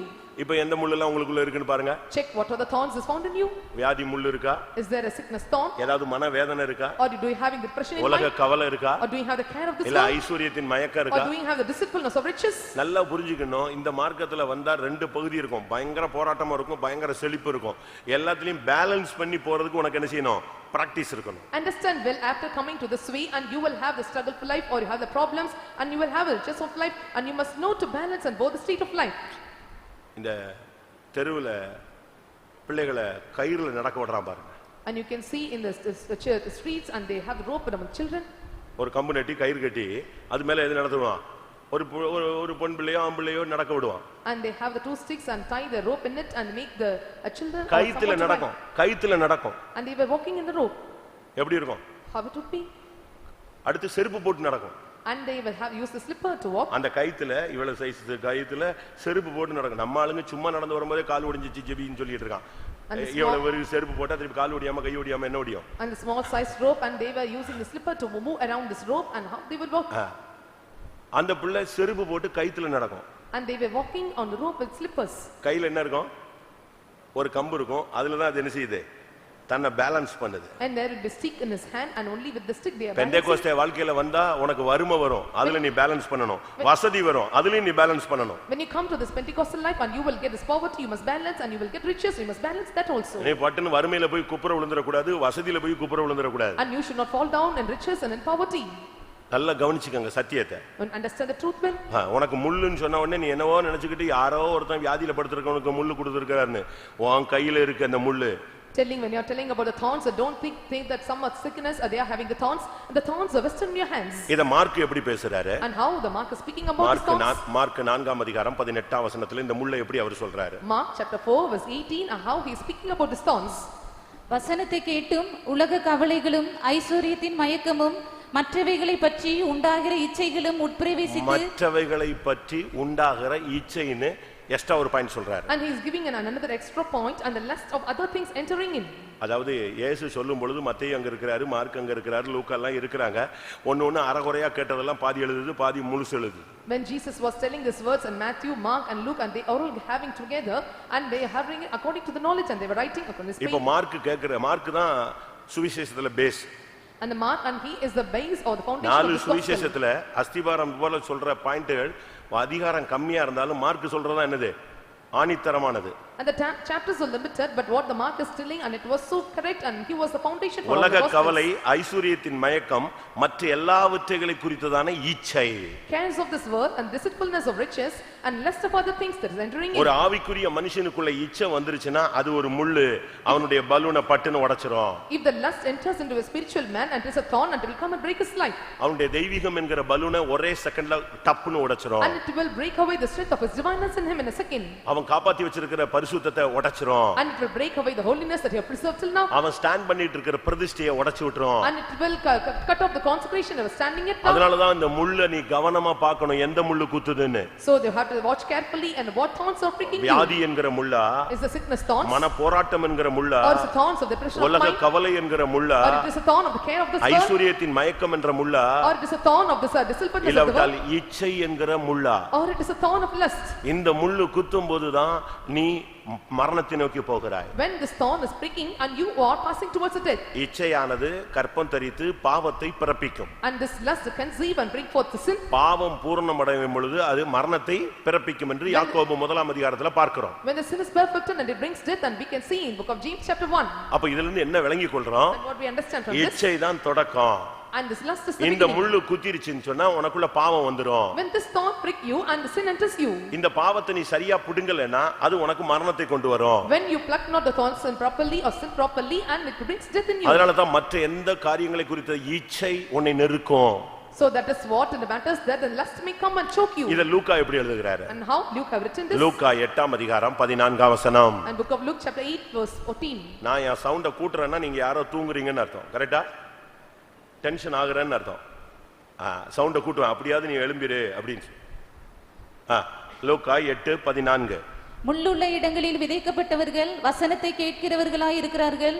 கேட்ட உடனே போய் பிரபஞ்சத்திற்குரிய கவலைகளினாலும் ஐஸ்வரியத்தினாலும் சிற்றின்பங்களினாலும் நெருக்கப்பட்டு. சிற்றின்பங்கள் ஒரு முள்ளு. Pleasures of this life is a thorn. அது என்ன சிற்றின்பம்? And what the pleasures are? சிற்றின்பம்னா என்ன அர்த்தம்? And what is the pleasures? இன்பம், சிற்றின்பம், பேரின்பம் இப்படிலாம் நீங்க பைபிள்ல பார்க்கலாம், உலகத்திலயும் பார்க்கலாம். And you can see joy and exceeding joy and this pleasure in this world. இந்த சிற்றின்பத்துக்கு ஒரு விளக்கம் எப்படி கொடுத்திருக்குன்னா, And one explanation for this pleasure and how it is given. இவர்கள் ஒரு நாள் வாழ்வை இன்பம் என்று வாழ்கிறவர்கள். And they that live the single day life as a pleasurable life. ஒரு நாள் தானங்க, ஒரு நாள்னா பரவாயில்ல தப்பு இல்ல அப்படிங்கிற மாதிரி ஒரு ஆளுங்க இவங்க எல்லாம் உல்லாச வாழ்க்கை வாழுகிறவர்கள். And one day it doesn't matter and they were living in the pleasurable life. 2 பேதுரு 2ஆம் அதிகாரம் 13ஆம் வசனம். 2 Peter chapter 2 verse 13. இவர்கள் ஒரு நாள் வாழ்வை இன்பம் என்றெண்ணி கரைகளும் லட்சைகளுமாய் இருந்து உங்களோட விருந்துண்கையில் தங்கள் வஞ்சனைகளில் உல்லாசமாய் வாழ்கிறவர்கள். ஒரு நாள் வாழ்வில இன்பமா இருக்கிறது தான் சிற்றின்பம். கொஞ்ச நேரத்துக்காக, சில நிமிடங்களுக்காக, சில மணி நேரங்களுக்காக, சில மனிதர்களுக்காக இன்பம்க்கு இடம் கொடுக்கறீங்க பாருங்க, அதுக்கு பேர் தான் சிற்றின்பம். And giving room for joy for a second, for a minute and for the pleasures of the enjoying the pleasures with men for a while, and that is the thing that you are giving pleasure for the daytime. இது ஒரு முள்ளு. And this is a thorn. இது உனக்கு தெரியாது, ஏதோ ஒரு பிசாசு போராட்டம் ஒண்ணும் கிடையாது. இது ஒரு முள்ளுன்னு தான் பைபிள் சொல்லுகிறது. You know not about this and you may think that it is a struggle of the devil, but this is a thorn. ஒரு நாள் வாழ்வை இன்பம் என்று எண்ணுவது. And they count it a pleasure to riot in the daytime. ஒரு சகோதரன் நமக்கு விசுவாசியா இருந்தாரு. A believer, a particular big brother was our a வந்து believer. BSFல கமாண்டரா இருந்தாரு. And he was in a commander in BSF. அவர் வேலையெல்லாம் விட்டு இங்க வந்து செட்டில் ஆயிட்டாரு. And he retired from the job and he was settled here. நல்ல மனுஷன். and was a good person. சபையில ஒரு பிரச்சனைனா நிப்பான் மனுஷன். In any problem in the church and he will stand in the church. பாட்டெல்லாம் படிக்கும்போது அப்படியே இந்த நம்மள மாதிரி சும்மா அப்படியே பேக்கு மாதிரிலாம் படிக்க மாட்டாரு. பாட்டை பாடி ரசிச்சு ருசிச்சு அழுதுருவான் அந்த வார்த்தையோட சேர்ந்து. When he was singing a song and he will not sing in an ordinary way and he will enjoy the song and he will feel it and he will mention and he will shed tears when he sings song. John டீஸ்னு ஜெபிக்க கூப்பிட்டாங்க. And when he was John டீஸ் அவருக்கு வந்து மஞ்ச காமாலை and he got jaundice and he asked him to pray for it. அப்ப நான் ஜெபிக்க போனேன். And I went to pray. ஜெபிக்க போனபோது அவர் முழங்கால் போட்டு அறிக்கையிட ஆரம்பிச்சிட்டான். And when I prayed and he knelt down and prayed. இது வந்ததுக்கு காரணம் எனக்கு தெரியும். I want to know the reason for this disease. என்ன பிரதர் சொல்லுங்க. And he asked, what is that? இல்ல ரொம்ப நாள் நான் வந்து BSFல ரட்சிக்கப்படுறதுக்கு முன்னால குடிச்சேன். And before I got saved and I was in BSF I drank. ரட்சிக்கப்பட்ட பிறகு அதை விட்டுட்டேன். And then I was saved and left it. அதுக்கப்புறம் நான் வேலையெல்லாம் விட்டு இங்க வந்துட்டேன். Then after leaving my job I came to this place. But last week BSFல உள்ள பெரிய பெரிய ஆளுங்க எல்லாம் சென்னையில ஒரு புரோகிராமுக்கு வந்தாங்க. And all those officers in the BSF and they attended the program in Chennai. சரி பழைய ஃப்ரெண்ட்ஸ் நான் பார்க்க போனேன். And I went to meet all my old friends. பார்க்க போன இடத்துல ஒரு பார்ட்டி வச்சாங்க. The place where I met they had a party. எல்லாரும் அடிச்சாங்க. And they all had this. என்னை ரொம்ப கம்பல் பண்ணாங்க. ஒரு நாள் தான் சொன்னாங்க. அதனால நான் என்ன பண்ணிட்டேன்? ஷேர் ஆயிட்டேன். They compelled me to drink and so I also shared among them. அவன் பார்ட்டிலாம் அட்டெண்ட் பண்ணிட்டு போயிட்டான். நான் எதை வாங்கிட்டு வந்துட்டேன்? வீட்டுக்கு வந்த உடனே ஜாண்டிஸ் வந்துருச்சு. அது எப்படி ஆண்டவர் விடுவாரு? நீ வந்து ஞானசானம் எடுத்த ஆளு கொன்றுவாரு உன்னைய. They attended the party and they left and I got this jaundice when I attended the party and I took a water baptism and the Lord had made to come this disease. அப்பனா wife எப்படி திரும்பி பாக்குது. ஓஹோ தண்ணி அடிச்சீங்களா? அச்சர்தான். And then the wife was turning over. சொல்லவே இல்லையே. அவன்ட்ட எப்படி சொல்றது? நீ சொன்னா பேப்பர்ல எல்லாம் போட்டுருவே. And it was not informed to his wife. அதனால அவன் அப்படியே வேற வழி இல்லாம இன்னைக்கு என்ன இப்ப ஜாண்டிஸ் படுக்க வச்சிருச்சு எலும்பு விட மாட்டேங்குது. இப்போ அறிக்கை செஞ்சாதான் போகுங்கிற கண்டிஷன் வந்த உடனே ஐயா அறிக்கை செய்ய ஆரம்பிச்சிட்டாரு. And when he got the profession that he have to confess and he started to confess that the original thing of him. அது வரலன்னா இவர் அறிக்கை செய்ய மாட்டார். காலரை தூக்கி விட்டு போய்கிட்டே இருப்பாரு. கர்த்தர் மன்னிச்சிட்டார் இருப்பாரு. And he will not confess a thing and he will tell the caller and ஆண்டவர் வந்து குருடு இல்ல. And God is not a blind. ஆண்டவர் ஒண்ணும் செவிடு கிடையாது. And he is not a deaf. ஆனா மௌனமா மட்டும் இருப்பாரு. But he keeps silent. நான் திரும்பவும் சொல்றேன். Once again I repeat. ஆண்டவர் குருடும் கிடையாது செவிடும் கிடையாது. ஆனா எப்படி இருப்பாரு? சில டைம் மட்டும் மௌனமா இருப்பாரு. ஆனா டைம் வரும் பொழுது பாயிண்டா எடுத்து வைப்பாரு. God is neither blind nor not deaf and whether he keeps silent when the time comes and he will tell point by point. இத நீங்க சங்கீதத்துல தெளிவா பார்க்கலாம். And you can see in book of Psalms நீ clearly. இவைகளை எல்லாம் செய்யும் பொழுது நான் மௌனமாய் இருந்தேன். When you did all these things and I was silent. ஆனா நீ நினைச்சது என்னன்னா சாகுற வரைக்கும் நான் மௌனமா இருப்பேன்னு நினைச்சிட்டா அதான் தப்புங்கறாரு. What you thought that until your death and I will keep silent. 50ஆம் சங்கீதம் 21ஆம் வசனம். Psalms 50 verse 21. இவைகளை நீ செய்யும்போது நான் மௌனமாய் இருந்தேன். உன்னை போல் நானும் இருப்பேன் என்று நினைவு கொண்டாய். ஆனாலும் நான் உன்னை கடிந்து கொண்டு அவைகளை உன் கண்களுக்கு முன்பாக ஒவ்வொன்றாக நிறுத்துவேன். நீ செய்யும்போது மௌனமா இருந்த. நீ என்ன நினைச்சிட்ட? கடைசி வரைக்கும் மௌனமா இருப்பேன்னு நினைச்சிட்ட. ஆனா டைம் வரும்போது ஒண்ணொண்ணையா கொண்டு வந்து என்ன செய்வேன்? நிப்பாட்டுவேன். And thou hast thought that and I will keep silence until my death and you will be silent, but when the time comes I will reprove everything one by one. இது ஏசாயா தீர்க்கதரிசி எப்படி சொல்றான்? And how the prophet Isaiah is telling about this? ஏசாயா 57:11. And 57:11 of Isaiah. நீ யாருக்கு பயப்படுகிறாய்? யாருக்கு அஞ்சி பயப்படுகிறாய்? அதுல என்ன இருக்கு? அஞ்சி இல்ல அஞ்சி. வாசி 11. நீ பொய் சொல்லுகிறாயே. நீ என்னை நினையாமலும் உன் மனதிலே வைக்காமலும் போகிறாய். நான் வெகு காலம் மௌனமாய் இருந்தேன் அல்லவா? ஆகையால் எனக்கு பயப்படாது இருக்கிறாய். எப்படி? நான் ரொம்ப நாள் மௌனமா இருந்ததனால நீ எப்படி இருக்கிற? பயப்படாம துளிர் விட்டு துணிஞ்சு செஞ்சுக்கிட்டே வரேன்னு சொல்றார். I held my peace even of old and thou fearest me not and you were presumptuously doing all these things. ஒரு சிற்றின்பம் உனக்கு ஒரு முள்ளு அது உன் வாழ்க்கையை பாதிச்சிரும். A pleasure is a thorn, it will affect your life. எந்த முள்ளு உனக்குள்ள குத்திட்டு இருக்குன்னு பாரு. You just think and what thorns is found in you. சிலருடைய முள்ளுகள்லாம் உள்ளே இருக்கு. For some the thorns are resting in them. அது டைம் வரும்பொழுதுதான் அழுக ஆரம்பிக்கும். When the time comes it will start shout and cry. அது உள்ளேயே இருந்துகிட்டே இருக்கும். It will remain inside. தயவு செய்து உங்களுடைய முள்ளுகளை இன்றைக்கு பிடுங்க. தேவனுக்கு இடம் கொடுங்கள். இல்லாவிட்டால் நீங்கள் பிடுங்குங்கள். Give room for God to pluck out your thorns or you yourself pluck the thorns out of you. ஓசியா 2ஆம் அதிகாரத்தை நாம் பார்க்கும் பொழுது When we look at the book of Hosea chapter 2. 6ஆம் வசனத்தை பார்க்கும் பொழுது Hosea chapter 2 verse 6. ஆகையால் இதோ நான் உன் வழியை முள்ளுகளினால் அடைப்பேன். உன் வழிகளை நான் முள்ளுகளினால் அடைப்பேன்னு தன்னுடைய ஜனத்தை பார்த்து கர்த்தர் பேசுறாரு. And God speaking unto his people, therefore behold, I will hedge thy people the way of thorns. நான் உன் வழிகளை முள்ளுகளினால் அடைப்பேன். I will hedge up thy way with thorns. ஏன் ஒரு தேவனுடைய பிள்ளையினுடைய வழியை கர்த்தர் முள்ளு வச்சு அடைப்பங்கறாரு? And why the Lord is telling to the child of God, and I will hedge the thorns. உங்களுக்கு முந்தின வசனங்கள்ல பாத்தீங்கன்னா வேசித்தனம் விபச்சாரம் என்ற வார்த்தை சொல்லப்படுகிறது. When you read it above verses, and we can see about the whoredoms and the adultery. ஆவிக்குரிய வாழ்க்கையில வந்துட்ட பிறகு விபச்சாரம் வேசித்தனத்துக்கு இடம் கொடுத்தீனா அது ஒரு முள்ளு. After coming to spiritual life, if you give room for the adultery and fornication, that is a thorn to you. வெளியரங்கமா பார்த்தா அது ஒரு பாவம், ஆனா பைபிள் படி பார்த்தீனா அது என்னது? ஒரு முள்ளு. அந்த விபச்சார வேசித்தனம் உன்னைய குத்தி குத்தி குத்தி உன்னைய பாவியா மாத்திரும். Outwardly when we see in the worldly type, and it is a sin, but in the scripture is saying that it is adultery or fornication, it is a thorn, it is pricking you, it will prick you and it will prick you to spoil. அதனால தான் நம்ம இந்த விஷயத்துல ரொம்ப கவனமா இருக்கணும்னு சொல்றோம். So we have to take heed in this matter. அவசியம் இல்லாம பேசாத, and without any need, அவசியம் இல்லாம போன் பேசாத, and without any urgency don't call, தேவையில்லாத இடத்துக்கு போகாத, and don't go in a necessary place, அவசியம் இல்லாத ஆளுங்கள்ட்ட நீ பழகாத, and don't have the practice with other people, ஜெபத்தோடு இரு, be in prayer, உபவாசத்தோடு இரு, and be with fasting. உனக்கு வேலை இல்லையா பேசாம வீட்ல என்ன செய், ஜெபம் பண்ணு. If you don't have any job or work, and stay at house and pray. இல்லனா பேசாம வீட்ல ரெஸ்ட் எடு, or you stay in your house and take rest. Time இருக்கு, டைம் பாஸ் பண்ணனும் அப்படி இப்படின்னு சொல்லி போய் எங்கேயாவது விபச்சார வேசித்தனத்துல சிக்கிடாத. You have time that you are having things, and you don't be entangled in any such kind of fornication or adultery. யார் வீட்டுக்காவது போகணும், உதவி செய்யணும், வேலை செய்யணும், அப்படி இப்படின்னு போய் எங்கேயாவது போய் கண்ணில சிக்கிடாத. I need to go and work in a particular house or a job, and don't be entangled in a son of snake. நீ போவ, ஆனா கர்த்தர் உன் வழியெல்லாம் முள்ளு வச்சு அடைச்சிடுவார். And you may go, but the Lord will hedge your way with thorns. உன்னுடைய வாழ்க்கையில தோல்விகள் அந்த மாம்சம் உனக்குள்ள இடம் கொடுக்கும் பொழுது அதுவே உன்னை குத்தி ஒரு வழி பண்ணிடும். When you give room for the failures and fleshly natures in your life, and that will prick you and it will spoil your life. இன்னைக்கு நம்முடைய நிலவரம் என்ன? And what is your present state? அருமையானவர்களே, உங்களுடைய வீடுகளில் கூட இந்த முள்ளுகளை நீங்கள் பார்க்கலாம். Dearly beloved, you can see the thorns in your house. வேதம் சொல்லுகிறது, உன்னத பாட்டு 2ஆம் அதிகாரம் 2ஆம் வசனத்தை பார்க்கும் பொழுது, when you look into Song of Solomon chapter 2 verse 2, அங்க ஒரு முள்ளு அறிமுகப்படுத்தப்படுகிறது. and another thorns are introduced there. உன்னத பாட்டு 2:2 2:2 of Song of Solomon. முள்ளுகளுக்குள்ளே லீலி புஷ்பம் எப்படி இருக்கிறதோ அப்படியே குமாரத்திகளுக்குள்ளே எனக்கு பிரியமானவளும் இருக்கிறாள். முள்ளுகளுக்குள்ள லீலி புஷ்பம், ஓகே, அது நல்லது. As the lily among thorns. ஆனா குமாரத்திகளுக்குள்ள யார் இருக்கா? எனக்கு பிரியமானவள் இருக்கிறார். அப்ப குமாரத்தி தான் யாரு? இங்க முள்ளு.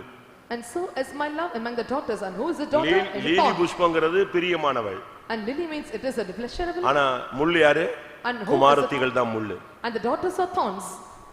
முள்ள அருமையான ரோஸ் பூவுக்கும் லீலிக்கும் கர்த்தர் எதை வச்சிட்டாரு? முள்ளு வச்சிட்டாரு. For the beautiful rose and lily, the Lord have kept thorns to them. எதுக்கு அந்த மற்ற செடிகளுக்கெல்லாம் முள்ளு வைக்காத தெய்வம் எதுக்கு போய் முள்ளு வச்சிட்டாரு? எதுக்கு முள்ளு வச்சிருக்காரு? ரோஸுக்கு போய் வச்சிட்டாரு. The Lord who give not the thorns to other plants or trees, and he have given thorns to lily and roses. அதுக்கு ஒருத்தர் சொன்னார், ரெண்டு ரீசன் இருக்கு. And one said two reasons for it. ஒன்று, நினைச்சவெல்லாம் புடிங்கிர கூடாது. One is, and whoever think and should not pluck it out. நினைச்சவெல்லாம் படக்கு கை வச்சிர கூடாது. அதுக்கு ஒரு சேஃப்டிக்கு தான் என்னது? ஒரு முள்ளு. And suddenly they should not lay hands to pluck it out, and so for safety I have given the thorns. ஆனா அப்படி யாருமே பிடுங்கலன்னு வெச்சுக்கோங்களே, if no one is plucking it out, அது அந்த செடியிலே தான் இருக்கும். and it will stay in the plant. அதுல ஒண்ணுமே காரியம் ஆகாது. அது மலர்ந்ததனால பிரயோஜனம் கிடையாது. it blooms and there is no use of it. ஆனா அதுக்குள்ள என்ன வச்சிருக்காரு? தெய்வம் ஒரு fragrance வச்சிருக்காரு. And the Lord have kept a fragrance in it. ஒரு வாசனை, ஒரு திரவியத்தை உள்ள வச்சிருக்காரு. And he kept some sweet fragrance in it. அது பூத்தா அழகா இருக்கும். அது மட்டும் பிரயோஜனம் இல்ல. அது யூஸ் ஆகணும்னா காத்துல அடிக்கும் பொழுது இந்த முள்ளே எதை குத்தி கிழிக்கணும்? எதை குத்தி கிழிக்கும்? பட்டு பட்டு பட்டுன்னு ரோஸை கிழிக்கும் போது ஸ்மெல் வெளியே வந்துடும். when it just blooms there is no use, and so it have to give the fragrance, and when the petals are falling upon these thorns, and either this side or that side, it give the sweet fragrance. இப்போ முள்ளு வேணுமா வேண்டாமா? do you want this thorns or not? அதாவது உன்னைய டக்குன்னு ஒருத்தன் கை வச்சிட கூடாது. அதுக்காகவும் உன்னை வச்சிருக்கிறாரு. அதே நேரத்துல நீ ஒண்ணுமில்லாமையும் போயிடக்கூடாது. நீ வாசனையும் வீசணும். இதுக்கும் முள்ளு அனுமதிக்கப்படும். Suddenly one should not lay hands upon you, and you must give the sweet fragrance, and so he kept the thorns of you. அதனால தான் முள்ளுகளுக்குள்ளே லீலி புஷ்பம் எப்படி இருக்கிறதோ அதுபோல குமாரத்திகளுக்குள்ளே எனக்கு பிரியமானவளும் இருக்கிறாள். as a lily among thorns, so is my love among the daughters. இந்த குமாரத்தி தான் உன் வீட்டில் இருக்கிற பிரதரு, சிஸ்டர், அக்கா, அண்ணன், தம்பி, மனைவி, புருஷன், பிள்ளை, இவங்க எல்லாம் இந்த குமாரத்திகள் தான். And these all daughters are none but, and they are the brother, sister, the children, family, all members of the யாருமே family. உன்னைய குத்தலன்னா முள்ளு போல புருஷன் குத்துவான். ஒரே வார்த்தை, அதுக்கு முன்ன அன்னைக்கு முழுசு நீ சாப்பிடவே மாட்ட. If none pricks you, and husband may prick you like a thorn, and the whole day, and you cannot eat.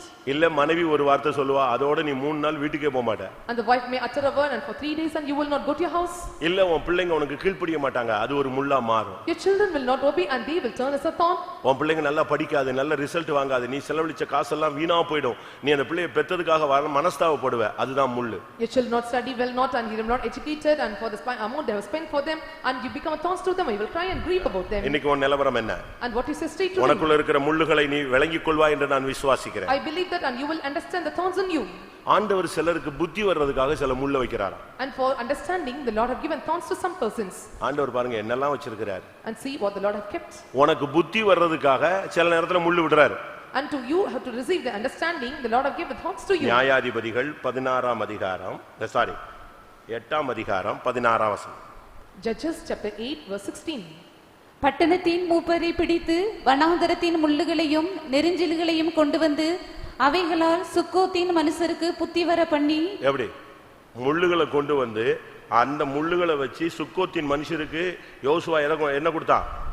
புத்தி வர பண்ணினான். அடிச்சு புத்தி வர பண்ணான், முள்ள வச்சு கிழிச்சான். And with the thorns of the wilderness and briars, and he gave the teaching to them and bed them, and to give the people this verdant found in the place. முள்ளுகள் ஏன் அனுமதிக்கப்படுகிறது? உனக்கு புத்தி வரலன்னா கர்த்தர் முள்ள கையில எடுக்கிறார். Why the thorns are permitted in you, and when you are not having this understanding, and he is permitting these thorns in your life? உனக்கு புத்தி வரணும். You must receive the understanding. நீ தேவனுடைய பிள்ளை. You are the child of நீ God. கையில வச்சிருக்கிறது வேதம், படிக்கிறது வசனம். And you are having the Bible, and the words you are reading are the words of உனக்குள்ள God. இருக்கிறது தேவனுடைய ஆவி. And you are having the Spirit of God. இந்த மார்க்கத்துல வந்துட்ட பிறகு நீ புத்தி இல்லாம போக கூடாது. After coming to this this religion, and you should not be void of understanding. அறிந்தோ அறியாமலோ நீ அகங்காரம் கொள்வாய். And knowingly or unknowingly you will entangle the snare. உன்னுடைய ஜீவிதத்தில் நீ உயர்த்தக்கூடிய ஒரு சூழ்நிலை வரும். And some situations may come in your life that may you exalt அதனால yourself. கர்த்தர் என்ன செய்றாரு? இந்த முள்ள அனுப்புறாரு. அப்பதான் உனக்கு ஸ்தோத்திரம் உட்கார ஆரம்பிச்சிரு. So the Lord is sending thorns in your life, and they will keep praising God and keep silent and sit. சும்மா எவ்வளவு பெரிய பலூன் ஊதி வச்சிருந்தா போதும், ஒரு முள்ளு குத்துனா போதும், அமைதி ஆயிடும். கஃப்னு ஆஃப் போய்டும். And they have blown a big balloon, and if a small thorns are pricking it, and it will come அது out போல likewise. உனக்கு புத்தி வர்றதுக்கு தான் சில நேரத்துல இந்த முள்ளு வரும். And to get this understanding, the thorns are given in your life. நல்ல சத்தியத்தை நீங்க விளங்கிக் கொள்ளணும். You must understand the truth well. ஆண்டவரே முள்ள புடுங்குன்னு இல்ல, முள்ள புடுங்குவாரு. And don't tell that the Lord have to pluck your thorns, and he will pluck your thorns. ஏன் அனுமதிச்சார்னு கண்டுபிடிச்சு பாரு. Identify and why the Lord have permitted it. உனக்கு புத்தி வர, சுக்கோத்தின் மனிதர்களுக்கு புத்தி வர பண்ணும்படியாக அந்த முள்ளுகளை எடுத்து உபயோகித்தான். And with them that he thought that the men of Succoth, and they have to get this understanding, and the Lord have given the thorns and briars in their life. ஆண்டவர் அறியாம உனக்கு ஒண்ணும் சம்பவியாது. And unknowingly to God, and nothing will prosper in your life. என்னாகமம் 33:55க்கு வரும் பொழுது 33:55 33:55 of Numbers. 33:55 சொல்லி இருக்கிறது, நீ அந்த ஜாதிகளை அந்த குடிகளை உன்னை விட்டு துரத்தி விடாவிட்டால் அவர்கள் உன் கண்களுக்கு முள்ளுகளாய் இருப்பார்கள். If we will not drive out the inhabitants of the land from before thee, and they will be a thorns that prick your eyes. எப்படி இருக்கு? நீ அந்த வல்லமையில துரத்தணும். And you have to drive away those powers. உன்கிட்ட இருக்கிற போராடுகிற சக்திகளை நீ ஜெபிச்சு துரத்தணும். You have to pray and drive away all the powers that is struggling in உன்னோடு you. போராடுகிற பாவத்தை நீ மேற்கொள்ளணும். And you have to overcome the sin that struggle in you. உன்னோடு போராடுகிற அந்த ஜாதிகளின் வல்லமைகளை நீ துரத்தாவிட்டா அந்த வல்லமைக உன் கண்ணுல முள்ளு மாதிரி அங்கேயே செட்டில் ஆயிடுவாங்க. If you drive not all the inhabitants of the land before you, and come to pass, and they will come and prick you in your eyes like a thorns. உனக்கு விரோதமான ஆவிகளை நீ துரத்தணும். And you have to drive away the spirit that is working in உன் you. குடும்பத்துக்கு விரோதமான ஆவிகளை நீ துரத்தணும். And you have to work away the spirit of the spirit is working against you. உன் பிள்ளைகளுக்கு விரோதமான ஆவிகளை நீ துரத்தணும். And you have drive away the spirit that is working against children. ராத்திரியிலே முதல் சாமத்துல முழங்கால் போடு. The first watch of the night, and you have to bend your knees. உன் கைகளை ஏறெடு. And you have to lift up your hands. உனக்கு விரோதமான வல்லமைகளை துரத்து. And drive away all the powers working against you. நீ அந்த ஜாதிகளை அந்த குடிகளை கானானின் வல்லமைகளை நீ துரத்தாவிட்டால் அவர்கள் உன் கண்களுக்கு முள்ளுகளாக உட்கார்ந்திருப்பார்கள். If you drive not the inhabitants of the land and the Canaanites, and they will become the thorns on your eyes, and they will prick you. அது மாத்திரமல்ல, Not only that, நீ மற்ற புறஜாதிகளோடு சம்பந்தம் கலந்தால் அவர்கள் உனக்கு முள்ளுகளாய் மாறுவார்கள். and if you join with the Gentiles and inhabitants, and they become a thorns to you.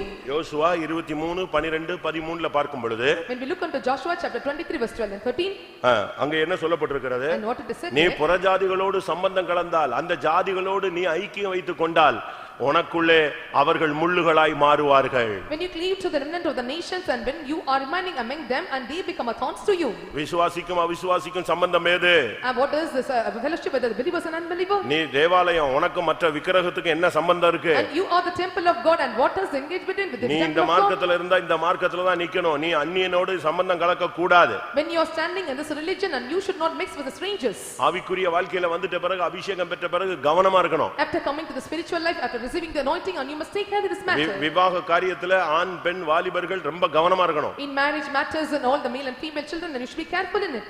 விவாக வயதுல பிள்ளைகளை வைத்திருக்கிற பெற்றோர்கள் ரொம்ப கவனமா இருக்கணும். The parent that you're having the children in this marriage age, and you must take heed of the matters. இந்த கடைசி காலம் And these are the last times. அபிஷேகம் பெற்ற அநேகர் இந்துக்களோடு ஐக்கியமாகிறீர்கள். And they that are anointed, you are having fellowship or united with the அபிஷேகம் பெற்ற அநேகர் பாவிகளோடு ஐக்கியமாகிறீர்கள். And they that are anointed and you are mingling or mixing with the அபிஷேகம் பெற்ற sinners. அநேகர் முஸ்லிம்களோடு ஐக்கியமாகிறீர்கள். And they that are anointed, you are mingling with the Muslims. நல்ல அபிஷேகம் பெற்ற பொண்ணும் பையனும் இன்னைக்கு அநேகர் தடுமாறி விழுகிறதை நம்ம பார்க்கிறோம். காரணம் அது உன் வாழ்க்கையில கடைசி வரைக்கும் சாகர வரைக்கும் முள்ளா மாறிடும். A good anointed child, children and girl or boy, and they that are engaged with these strangers, and this become a curse to you till your death.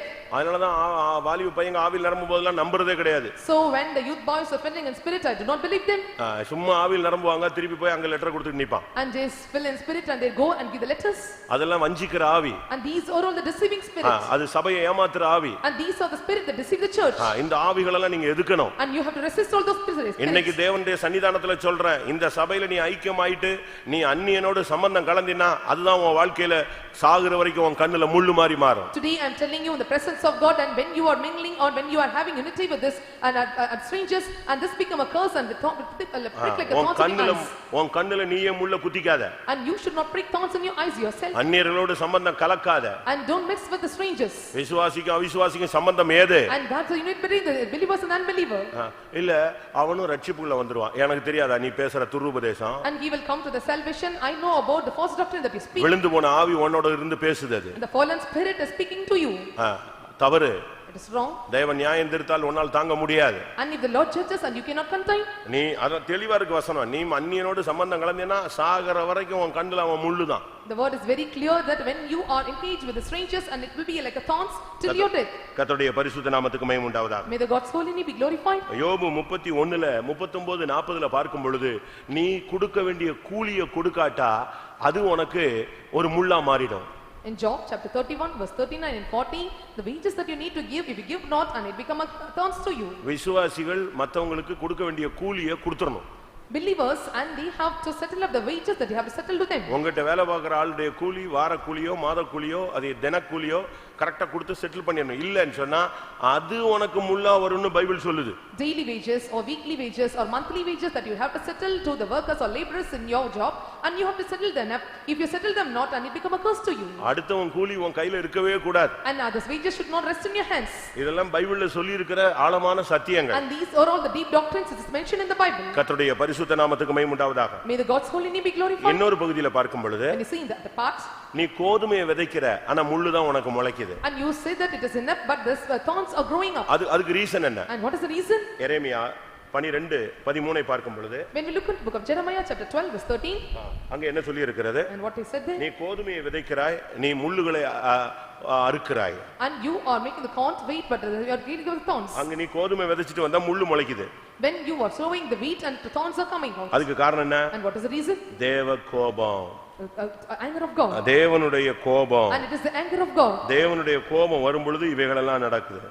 When the fierce anger of the Lord comes, and these all will கோதுமையை prosper. விதைத்தார்கள், முள்ளுகளை அறுப்பார்கள். They have sown the wheat but reap the thorns. அவர்கள் பிரயாசப்படுவார்கள், பிரயோஜனம் அடையார்கள். And they put them themselves to pain, but they profit not. கர்த்தருடைய உக்கிர கோபத்தினால் உங்களுக்கு இப்படிப்பட்ட பலன் வரும். And they shall be ashamed of their revenues because of the fierce anger of the Lord. நீ விதைக்கிறதெல்லாம் நல்லா தான் இருக்கு, நீ ஜெபம் பண்றதெல்லாம் நல்லா இருக்கு, ஆனா அறுக்கிறது என்னன்னு பாரு. And they that are sowing and they that are praying and everything is good, but what you are reaping you must check நம்முடைய it out. ஜீவியம் சரியில்லைன்னா ஒரு பிரயோஜனமும் கிடையாது. If our life is not proper and there is no use of it. கர்த்தருடைய பரிசுத்த நாமத்துக்கு மகிமை உண்டாவதாக. May the God's holy name be இந்த glorified. காலை வேளையில உங்களுடைய வாழ்க்கையில இருக்கிற முள்ளுகளை நீங்கள் சிந்திச்சு பாருங்க. In this morning time and consider and what are the thorns found in your life.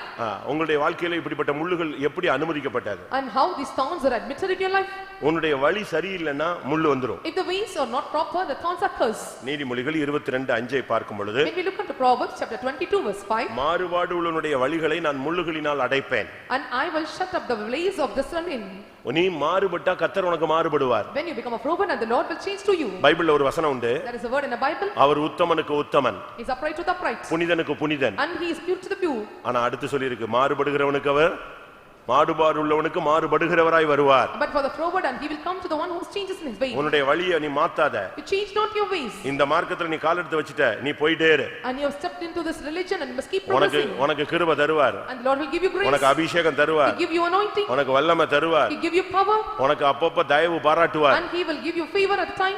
நீ ரொம்ப கவனமாக இந்த பாதையில நீ போயிட்டே இருக்கணும். And you have to keenly and have to go with the carefulness in this path. இன்னைக்கு உங்களுக்கு வாழ்க்கையில இருக்கிற முள்ளுகள் என்னங்கறத நீங்க கண்டுபிடிச்சிட்டீங்களா? Have you identified what are the thorns in your life? முள்ளுகளை பத்தி பயப்படாதீங்க. And don't fear about the thorns. இப்போ எவ்வளவு அட்வான்ஸ் வந்துருச்சு, அதனால ஈஸியா முள்ள புடிங்கிடலாம். And there were many advancements have come and you can easily pick out the thorns. முந்தில முள்ளுகள் குத்திருச்சுனா எடுக்க முடியாது. And if it was in the before days it was pricking you, it cannot pick it out. முள்ளால தான் எடுக்கணும்னு எடுத்துக்கிட்டு இருப்பான். இந்த முள்ளு போய் அடுத்து ஒரு சைடுல ஒடிஞ்சு உள்ள உட்கார்ந்துக்கும். And they will take that, tell that, and the thorns will be taken out the thorns. இப்போ அப்படி இல்ல. But it is not like this now. உன் பாடியில எங்க முள்ளு இருக்குன்னு கரெக்ட்டா கண்டுபிடிச்சிடலாம். And they can identify where the thorns. இப்போ நான் சொன்ன வசனத்துல நீங்க கண்டுபிடிச்சிருப்பீங்க, நான் விசுவாசிக்கிறேன். I believe that, and you have identified to the word of God. கர்த்தருடைய வசனம் எல்லாத்தையும் ஆழமாய் வெளிப்படுத்தும். The word of God will reveal everything in deep. Bible சொல்லுகிறது, Bible says, இந்த முள்ளுகளுக்குள்ள இருந்தாலும் நீ பயப்படாத. if you are inside the thorns and do not fear. இந்த உலகமே முள்ளுகள் தான். And this world is full of thorns. எசேக்கியேல் 2:6க்கு திரும்பி வருவோம். And let us come back to Ezekiel chapter 2 verse 6. எசேக்கியேல் 2ஆம் அதிகாரம் 6ஆம் வசனம். Book of Ezekiel chapter 2 verse 6. மனுபுத்திரனே, நீ அவர்களுக்கு பயப்பட வேண்டாம், அவர்கள் வார்த்தைகளுக்கும் அஞ்ச வேண்டாம். நெரிஞ்சல்களுக்குள்ளும் முள்ளுகளுக்குள்ளும் நீ தங்கி இருந்தாலும், நீ தேள்களுக்குள் வாசம் பண்ணினாலும், நீ அவர்கள் வார்த்தைகளுக்கு பயப்படாமலும். நீ பயப்படாத, கலங்காம இரு. Do not fear, do not be எத்தனை முள்ளுகள் உன்னை சுத்தி இருந்தாலும் நான் உன்னோடு இருக்கிறேன். And whatever the thorns may around you, and I am in your midst. உனக்கு விரோதமாய் பலவிதமான முள்ளுகள் இருக்கலாம். There may be many kind of thorns in you. சூழ்நிலைகள்ல பல முள்ளுகள் எழும்பி இருக்கலாம். There may be thorns have arrows in middle of உன்னுடைய situations. புத்தியினத்தினால பல முள்ளுகள் உனக்கு விரோதமா வந்திருக்கலாம். And because of your foolishness and many thorns occurs in your life. பிசாசு மனுஷர்களுடைய பொறாமைகள்ல உனக்கு பலவிதமான முள்ளுகள் வந்திருக்கலாம். Because of the envy of the Satan and because of the men, and you may occur many thorns in your life. இன்னைக்கு இந்த மெசேஜினுடைய நோக்கம் என்ன தெரியுமா? No, what is the purpose of this message? உன்னுடைய முள்ளுகளை பத்தி உனக்கு விளக்கம் கொடுக்கிறது மாத்திரமல்ல, Not only giving the explanation about the thorns. நீ முள்ளுகளுக்கு பயப்படாத. And you should not fear for the thorns. இந்த முள்ளுகள் எல்லாம் கர்த்தர் மாற்ற வல்லமை The உள்ளவர். Lord is well able to change all kind of அது thorns. எந்த முள்ளா இருந்தாலும் சரி. And whatever the thorns it may be. பவுலுக்கு கண்ணுல இருந்து தண்ணி வடிஞ்சிக்கிட்டே இருக்குமா. And for Paul, and he used to have the water comes out of the tears. அவனுக்குள்ள எப்பவும் தண்ணி வடிஞ்சிக்கிட்டே இருக்கும். And water comes out of his eyes. அதனால தான் கலாத்தியர் சபையார் சொன்னாங்க, நாங்க வேணா எங்க கண்ணை வேணா என்ன செஞ்சு தரோம், எங்க கண்ணை உங்களுக்கு பிடுங்கி தரோம்னு சொன்னாங்க. The church of the members of the Galatians told that, and we will pluck out the eyes and give to you. எப்படிப்பட்ட ஜனங்கள்? What kind of people? ஒரு ஊழியக்காரனுக்காக எங்க கண்ணை நாங்க பிடுங்கி தரோம்னு சொன்னாங்க. And they are telling for the sake of the servants of God, and we are able to give our eyes to. ஆனா பவுல் சொல்லுகிறார், எப்பாபிராதீத்துவுக்கு இறங்கினவர் எனக்கும் இறங்கினார். And he who have mercy towards the Epaphras, and he will have mercy towards me. அந்த முள்ளு பிடுங்கப்பட்டது. And that thorn was plucked out. எல்லாவற்றுக்கும் கடைசியாக At last, finally. எசேக்கியேல் 28:24 இதுதான் உங்களுக்கு கொடுக்கிற promise. At 28:24 of Ezekiel, and this is a promise the Lord gives to you. இஸ்ரவேல் வம்சத்தாரை இகழ்ந்த அவர்களுடைய சுற்றுப்புறத்தாராகிய அனைவரிலும் இனி தைக்கிற முள்ளும் நோவு உண்டாக்குற நெரிஞ்சிலும் அவர்களுக்கு இராது. இனி தைக்கிற முள்ளும் நோவு உண்டாக்குகிற நெரிஞ்சிலும் அவர்களுக்கு இராது. And there shall no more a pricking briar or any grieving thorn on them. அவர்களை இகழ்ந்த அவருடைய சுற்றுப்புறத்தார் அனைவரிலும் உன்னை பரியாசம் பண்ணி குற்றஞ்சாட்டி கேள்வி கேட்டு நியாயம் தீர்த்து உன்னை அற்பமா எண்ணி பல விதங்களிலே இகழ்ந்த அவர்கள் மத்தியில இருக்கிற உனக்கு இனி தைக்கிற முள் இராது. And you are found among the people that they despised you, rejected you, and put you in shame, and have done many evil to you, and there more any grieving thorns in you. இனி உன் மனசுலயோ உன் எண்ணங்களையோ உன் சரீரத்திலேயோ உன் வாழ்க்கையிலேயோ உன் ஊழியத்திலேயோ நோவு உண்டாக்குகிற அந்த நெரிஞ்சில் இனி இராது. And hereafter and there will not be any pricking briar that attacks your mind, your thoughts and your intentions and your heart, and will not be any more in your life. நான் அவர்கள் ஆண்டவர் என்று அவர்கள் அறிந்து கொள்வார்கள். And they shall know that I am the Lord. இன்னைக்கு கர்த்தர் உனக்கு இந்த மெசேஜ்ல லாஸ்ட்ல உனக்கு சொல்ற வார்த்தை, பல முள்ளுகள் இருக்கலாம், பல முள்ளுகள் அனுமதிக்கப்பட்டிருக்கலாம். இன்னைக்கு உன்னை இகழ்ந்த இந்த ஜனத்துக்கு மத்தியில நான் இனிமேல் முள்ளே இல்லாம உன் வாழ்க்கையை மாற்றுவேன். The final statement of this message, I am telling that, and hereafter you will have the briars that flicking you, and you will not have any thorns in your life. அந்த செடியில ரோஸ்ல முள் இருந்தாலும், and even the thorns were found in the rose plant, அத பிடுங்கின உடனே என்ன செய்றாங்க? அந்த முள்ளை எடுத்துறாங்க. when it was plucked out and they were removing the thorns. அதுதான் அதனுடைய பியூட்டி.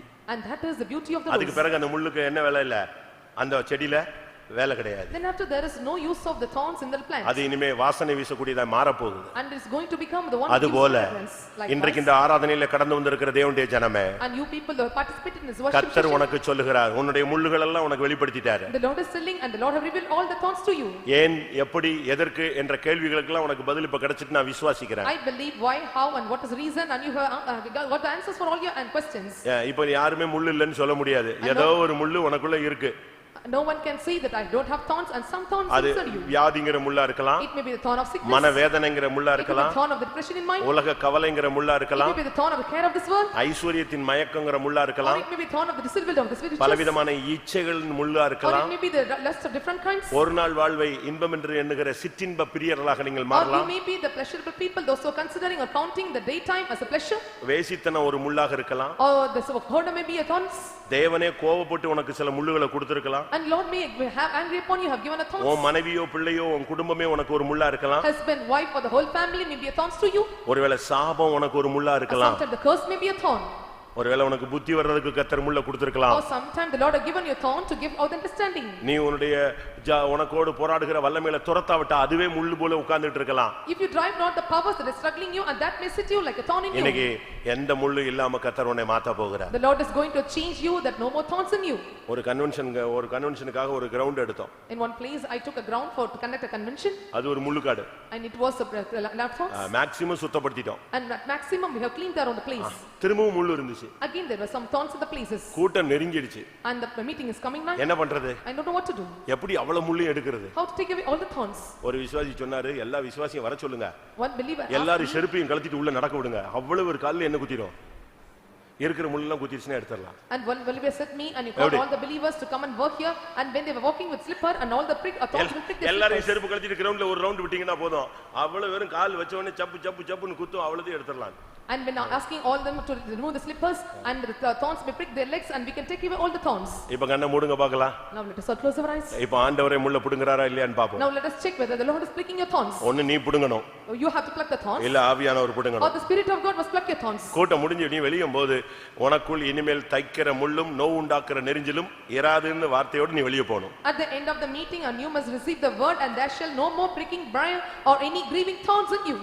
முள்ளுகளும் இனிமே என வாழ்க்கையில வேண்டாம், நான் பார்த்துக்கிட்டேன், தெரிஞ்சுக்கிட்டேன், பட்ட பாடு போதும், முள்ளுகள் எல்லாம் இனியோட முடியணும்னு சொல்றவங்க கண்களை மூடி முழங்கால் போடுங்க. Those who are telling that I have suffered a lot because of the thorns, I have went in many sufferings, and those who are telling this, close your eyes and bend our knees now, எதை பத்தி நீ பயப்படாத. and do not fear about anything. கர்த்தர் உனக்கு promise பண்றாரு. And the Lord is promising you, Lord. புறஜாதியார் உங்களை இகழ்ந்த உங்களுடைய சுற்றுப்புறத்தார் மத்தியிலே இனி தைக்கிற முள் உனக்கு இராது. And there shall not be any grieving thorn, all of them, the round of them, despise them, and they know about you. உனக்கு வேதனை உண்டாக்குகிற நெரிஞ்சில் இனி இராது. And there will not be any pricking briar that pricks you. இந்த வாக்குத்தத்தம் எனக்கு நிறைவேறணும்னு சொல்றவங்க உங்களுடைய வலது கையை உயர்த்துங்க பார்க்கலாம். And those who are telling this promise to be fulfilled in me, lift up your right hand. ஆமென். கிறிஸ்தவ வாழ்வில் முள்ளுகள் உண்டு. And there may be thorns in the Christian life. அவைகள் அனைத்தையும் இயேசு சிலுவையிலே ஏற்றுக்கொண்டார். And Jesus took everything upon the cross. இன்னைக்கு நம்முடைய அறியாமையில புத்தியினங்கள்ல பல காரியங்கள்ல நம்ம முள்ளுகளுக்குள்ள சிக்கிக் கொள்ளுகிறோம். Unknowingly or foolishness, because of that, and we are entangled in such kind of thorns. நீ பயப்படாத. Do not fear. இன்னைக்கு இந்த கூட்டத்தோடு கர்த்தர் சொல்லுகிறார், இனி தைக்கிற முள் இராது. Today the Lord is telling in this meeting, and there shall be any briar in இனி the நோ thorns. உண்டாக்குற நெரிஞ்சில் இராது. And there shall not be any pricking briar in you. நான் ஒரு 5 நிமிஷம் டைம் கொடுப்பேன். I give you 5 minutes time. இந்த 5 மினிட்ஸ்க்குள்ள ஒரு அபிஷேகத்துல உனக்குள்ள இருக்கிற முள்ளுகள் எல்லாம் பிடுங்கி வெளியே எடுக்கணும். With this 5 minutes time, and you have to take away all the thorns in you through anointing. நான் இப்பொழுது சொன்னேனே, I told you now. இந்த வசனங்களின் அடிப்படையில எனக்குள்ள பல முள்ளுகள் தைத்திருக்கிறதை உணர்கிறேன்னு சொல்றவங்க கை வைத்துங்க பார்க்கலாம். Depending upon these verses, and I believe that some thorns are pricked in me. அது சூழ்நிலைகள்ல குத்தி இருக்கலாம். It may be pricked you in situations. நம்முடைய புத்தியினத்துல வந்திருக்கலாம். Or it be because of the foolishness. நம்முடைய அவசரத்துல வந்திருக்கலாம். Or because of our hastiness. நம்முடைய துணிந்து உள்ள இறங்குனதுனால சில முள்ளுகள் குத்தி இருக்கலாம். And because of the presumptuous act that we have done and we have entered into us. முள்ளுகள் இருக்கிறதை நீங்கள் உணர்கிறீர்கள். And you are feeling that the thorns is at you. அதுவே நல்ல ஒரு சிக்னல் தான். And it is a good signal to you. இது கர்த்தர் உனக்குள்ள முள்ளுகள் எல்லாம் வெளிப்படுத்தியாச்சு. Today the Lord have revealed all the thorns to you. அது உன் மனசை குத்தி இருக்குதா, உன் ஊழியத்தை குத்தி இருக்குதா, உன் வருங்காலத்தை குத்தி இருக்குதான்னு உனக்கு தெரியும். It may prick your mind or your ministry or your future life and you know it. இப்ப 11:45க்கு அது பிடுங்குற நேரம். This is a time by 11:45 to pluck it out. இதை ஒரு ஆபரேஷன் தியேட்டர் மாதிரி எடுத்துக்க. And consider this as an operation theater. ஆவியானவர் உள்ளே இறங்கி உன் மனதில சரீரத்தில ஆவியில இருக்கிற எல்லா முள்ளுகளையும் பிடுங்கட்டும். Let the spirit of God come in you and pluck away all the thorns found in your mind, spirit and soul and body.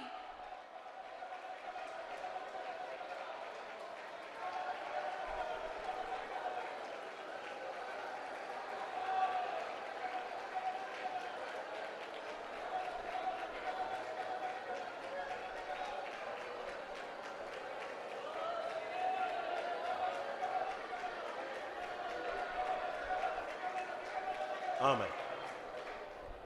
ஒரு முள் அல்ல. Not one thorn.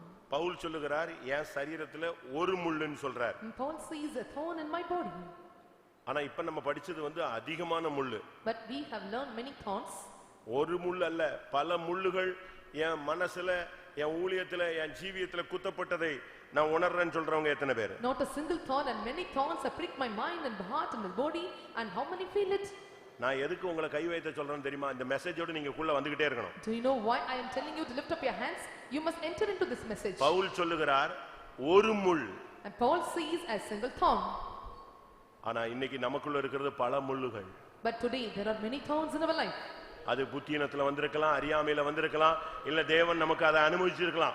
And the Lord have permitted because of our foolishness or because of our not understanding. ஆனா நீ முள்ளுகளோடயே ஓட்டத்தை முடிக்கணும்ங்கிறது தேவ சித்தம் கிடையாது. But it is not the will of God that you have to run your race with the thorns. முள்ளுகள் நீடிக்க வேண்டிய அவசியம் கிடையாது. It is not needed for the thorns to rent you. இன்றைக்கு உனக்கு ஒரு வாக்குத்தத்தம், இனி தைக்கிற முள் இராது. There will not be any grieving thorns. அப்படினா இப்பொழுது அது பிடுங்கப்படட்டும். If so, let it be hallelujah. plucked out. கர்த்தர் அதை எடுத்து போடட்டும். Let the Lord take it out. ஒரு அபிஷேகம் இறங்கி ஆளுகை செய்யட்டும். Let the anointing come down and rule over you. ஐலா பக்கரா பக்கத்திரா பக்கத்திரா மானியா ரஹனி மானா சபாரா.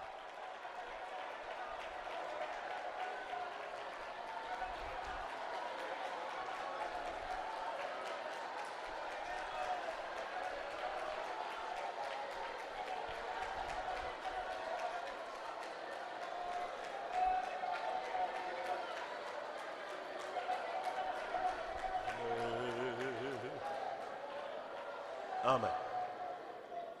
வசனத்தை கேட்டபோது எல்லா முள்ளும் மொத்தமா ஏன்ட்ட தான் இருக்குங்கறத உணர்றேன்னு யாராவது சொல்றீங்களா? Can anyone see when I hear the word of God and all the thorns are pricking me? அப்படி யாராவது இருக்கீங்களா? Is there anyone like this? வசனத்தை கேட்டபோது எல்லா முள்ளும் எனக்குள்ள இருக்கு, ஒவ்வொரு முள்ளும் ஒவ்வொரு விதத்துல என்னைய பாதிச்சுக்கிட்டு இருக்கு, நான் மிகுந்த உபத்திரவத்துல இருக்கிறேன்னு சொல்றவங்க யாராவது இருந்தா அவங்களுக்காக நம்ம ஜெபிக்க போறோம். When I hear the word of God, I believe that, and many pricks are tribulating me and is paining me, disturbing me, and such people are the lift up your hands. I'm going to pray for ஆமென். இப்பொழுது தேவன் கிரியை செய்யற நேரம் பிரியமானவர்களே. And now this is the time where the Lord works out. தேவன் முள்ளுகளை பிடுங்குற நேரம் பிரியமானவர்களே. And this is the time where the Lord pluck out the thorns. இனிமேல் இராது என்று அவர் எடுத்து போடுகிற நேரம் இது பிரியம். Lord, remove all the thorns in your life. ஆவியானவருக்கு இடம் கொடுங்க. Give room for the Spirit of God. நேரத்தை பயன்படுத்து. And make use of the time. வாயை திறந்து கூப்பிடு. Open your mouth and call him. ஒரு வல்லமை இறங்கி முள்ளுகளை எடுத்து போடட்டும். Let the power come down and take away all your thorns. ரிபதியாரபானா சகாலிமானியாராதா திடாபாக்கா திடாபாக்கா திடா.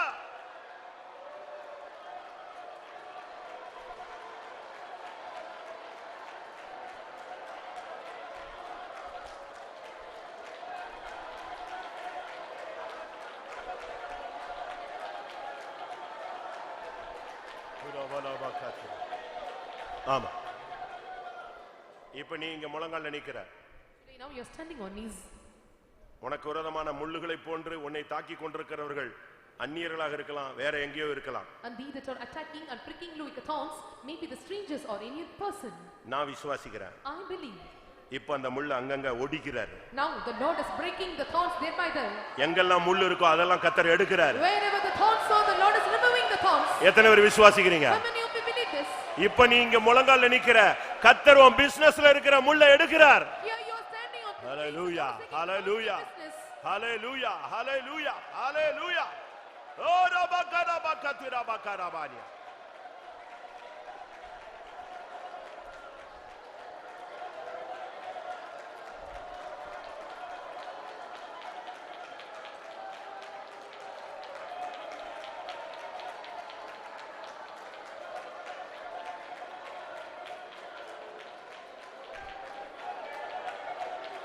ஆமென் ஆமென்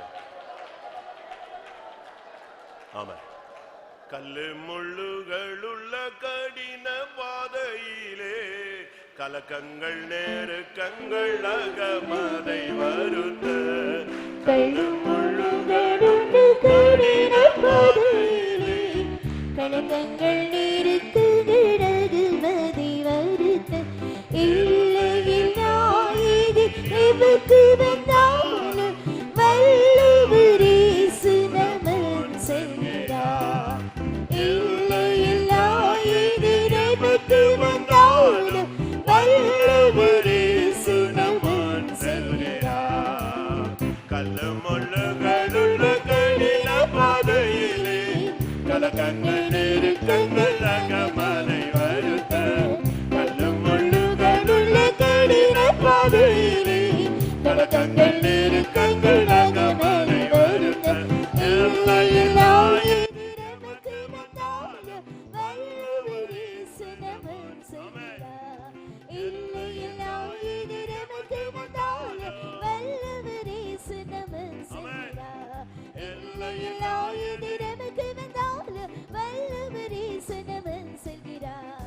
இல்லையில்லாயிது நமக்கு வந்தாலும் வல்லவரேசு நமன் செய்கிறார். இல்லையில்லாயிது நமக்கு வந்தாலும் வல்லவரேசு நமன் செய்கிறார். இல்லையில்லாயிது நமக்கு வந்தாலும் வல்லவரேசு நமன் செய்கிறார். இல்லையில்லாயிது நமக்கு வந்தாலும் வல்லவரேசு நமன் செய்கிறார். இல்லையில்லாயிது நமக்கு வந்தாலும் வல்லவரேசு நமன் செய்கிறார். ஆமென். ஒரு கேள்வி A question. இதுக்கு முன்னால என் வாழ்க்கையில எத்தனையோ முள்ளுகள் இருந்துச்சு. கர்த்தர் கிருபையினால அந்த முள்ளெல்லாம் எத்தனையோ முள்ளுகளை கர்த்தர் பிடுங்கி போட்டார். அந்த எக்ஸ்பீரியன்ஸ் எனக்கு இருக்குன்னு சொல்றவங்க கை வைத்துங்க பார்க்கலாம். Before there were many thorns in my life, but in those situations, the Lord plucked out all the thorns are there and lift up your hands. என் குடும்பத்துல, In my family, என் தொழில்ல, in my business, என் பிசினஸ்ல, in my business bonds, என்னுடைய கையின் in பிரயாசத்துல, the labor of my hands, என் மனசுல, in my mind, என் சரீரத்துல, in my body, என் ஊழியத்துல in my ministry, பயங்கரமான முள்ளுகள் and இருந்தது. there were terrible thorns. கர்த்தர் அந்த முள்ளெல்லாம் அந்தந்த நேரத்துல எடுத்து போட்டாரு. At any point of time, the Lord plucked away all the thorns. அந்த எக்ஸ்பீரியன்ஸ் எத்தனை பேருக்கு இருக்கு? And how many are having this experience? அதே தேவன் நேற்றும் இன்றும் மாறாதவர். The same God is changeable and today. இப்ப இருக்கிற முள்ளையும் அவர் எடுக்க போகிறார். Present in your life. நாளைக்கல்ல, Not tomorrow. நாளைக்கல்ல, Not tomorrow. இப்பொழுது Right now. இன்றைக்கே கர்த்தர் அந்த முள்ளை எடுக்கிறார். Today the Lord is plucking out all the thorns.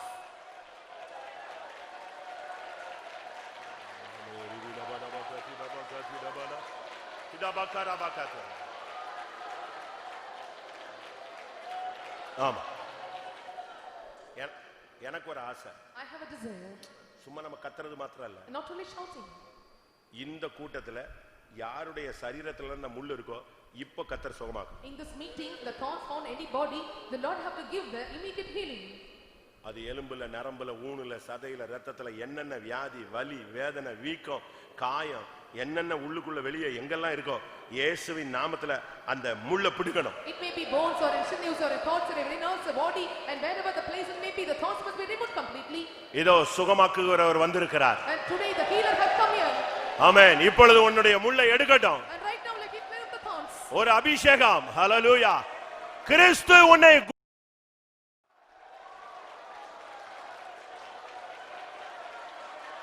ஹிலபானியாரா திடக்கரா திட ரேலிபிக்க சிந்தனை மீரா கைத்திமீரா ஓ திடபாலா கராபா கராபா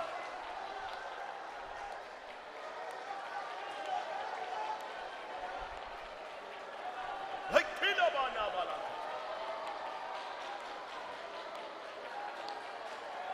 ஆம். இந்த கூட்டத்தில் அநேக புதியவர்கள் உண்டு. There are many newcomers in this meeting. அநேக பழையவர்கள் உண்டு. And many old are here. அநேக வியாதிஸ்தர் உண்டு. And many sick are here. இப்ப எல்லாரும் ஒரு நிமிஷம் 60 செகண்ட்ஸ் நம்ம எல்லாரும் கை வைத்த போறோம். For 1 minute, for 60 seconds, we are going to lift up our hands. இந்த கூட்டத்துல யாருக்கு என்னென்ன முள்ளு இருக்கோ அனைத்தையும் கர்த்தர் பிடுங்கணும். In this meeting, and whoever have any kind of thorns, the Lord have to pluck out all the thorns. ஒரு நிமிஷம் எல்லாரும் கைகளை உயர்த்தி அபிஷேகத்துல துதியுங்க. A minute, let us lift up our hands and praise in anointing. ஹalleluya, ஹalleluya, ஹalleluya. ஸ்தோத்திரம், ஸ்தோத்திரம். இயேசுவின் நாமத்தில் தட்டை.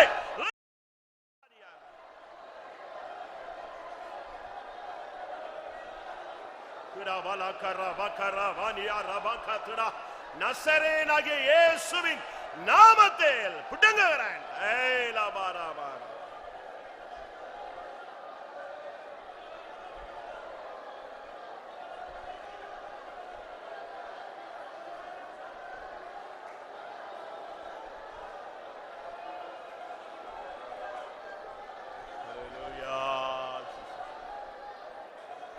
ஆமா, கர்த்தருடைய வார்த்தைகளுக்காக ஸ்தோத்திரம் பண்ணுவோம். வாழ்வில் முள்ளுகள் அனுமதிக்கப்படுவதின் ரகசியங்களை விளங்கிக் கொள்ள உதவி செய்தபடினாலே ஸ்தோத்திரம் பண்ணுவோம்.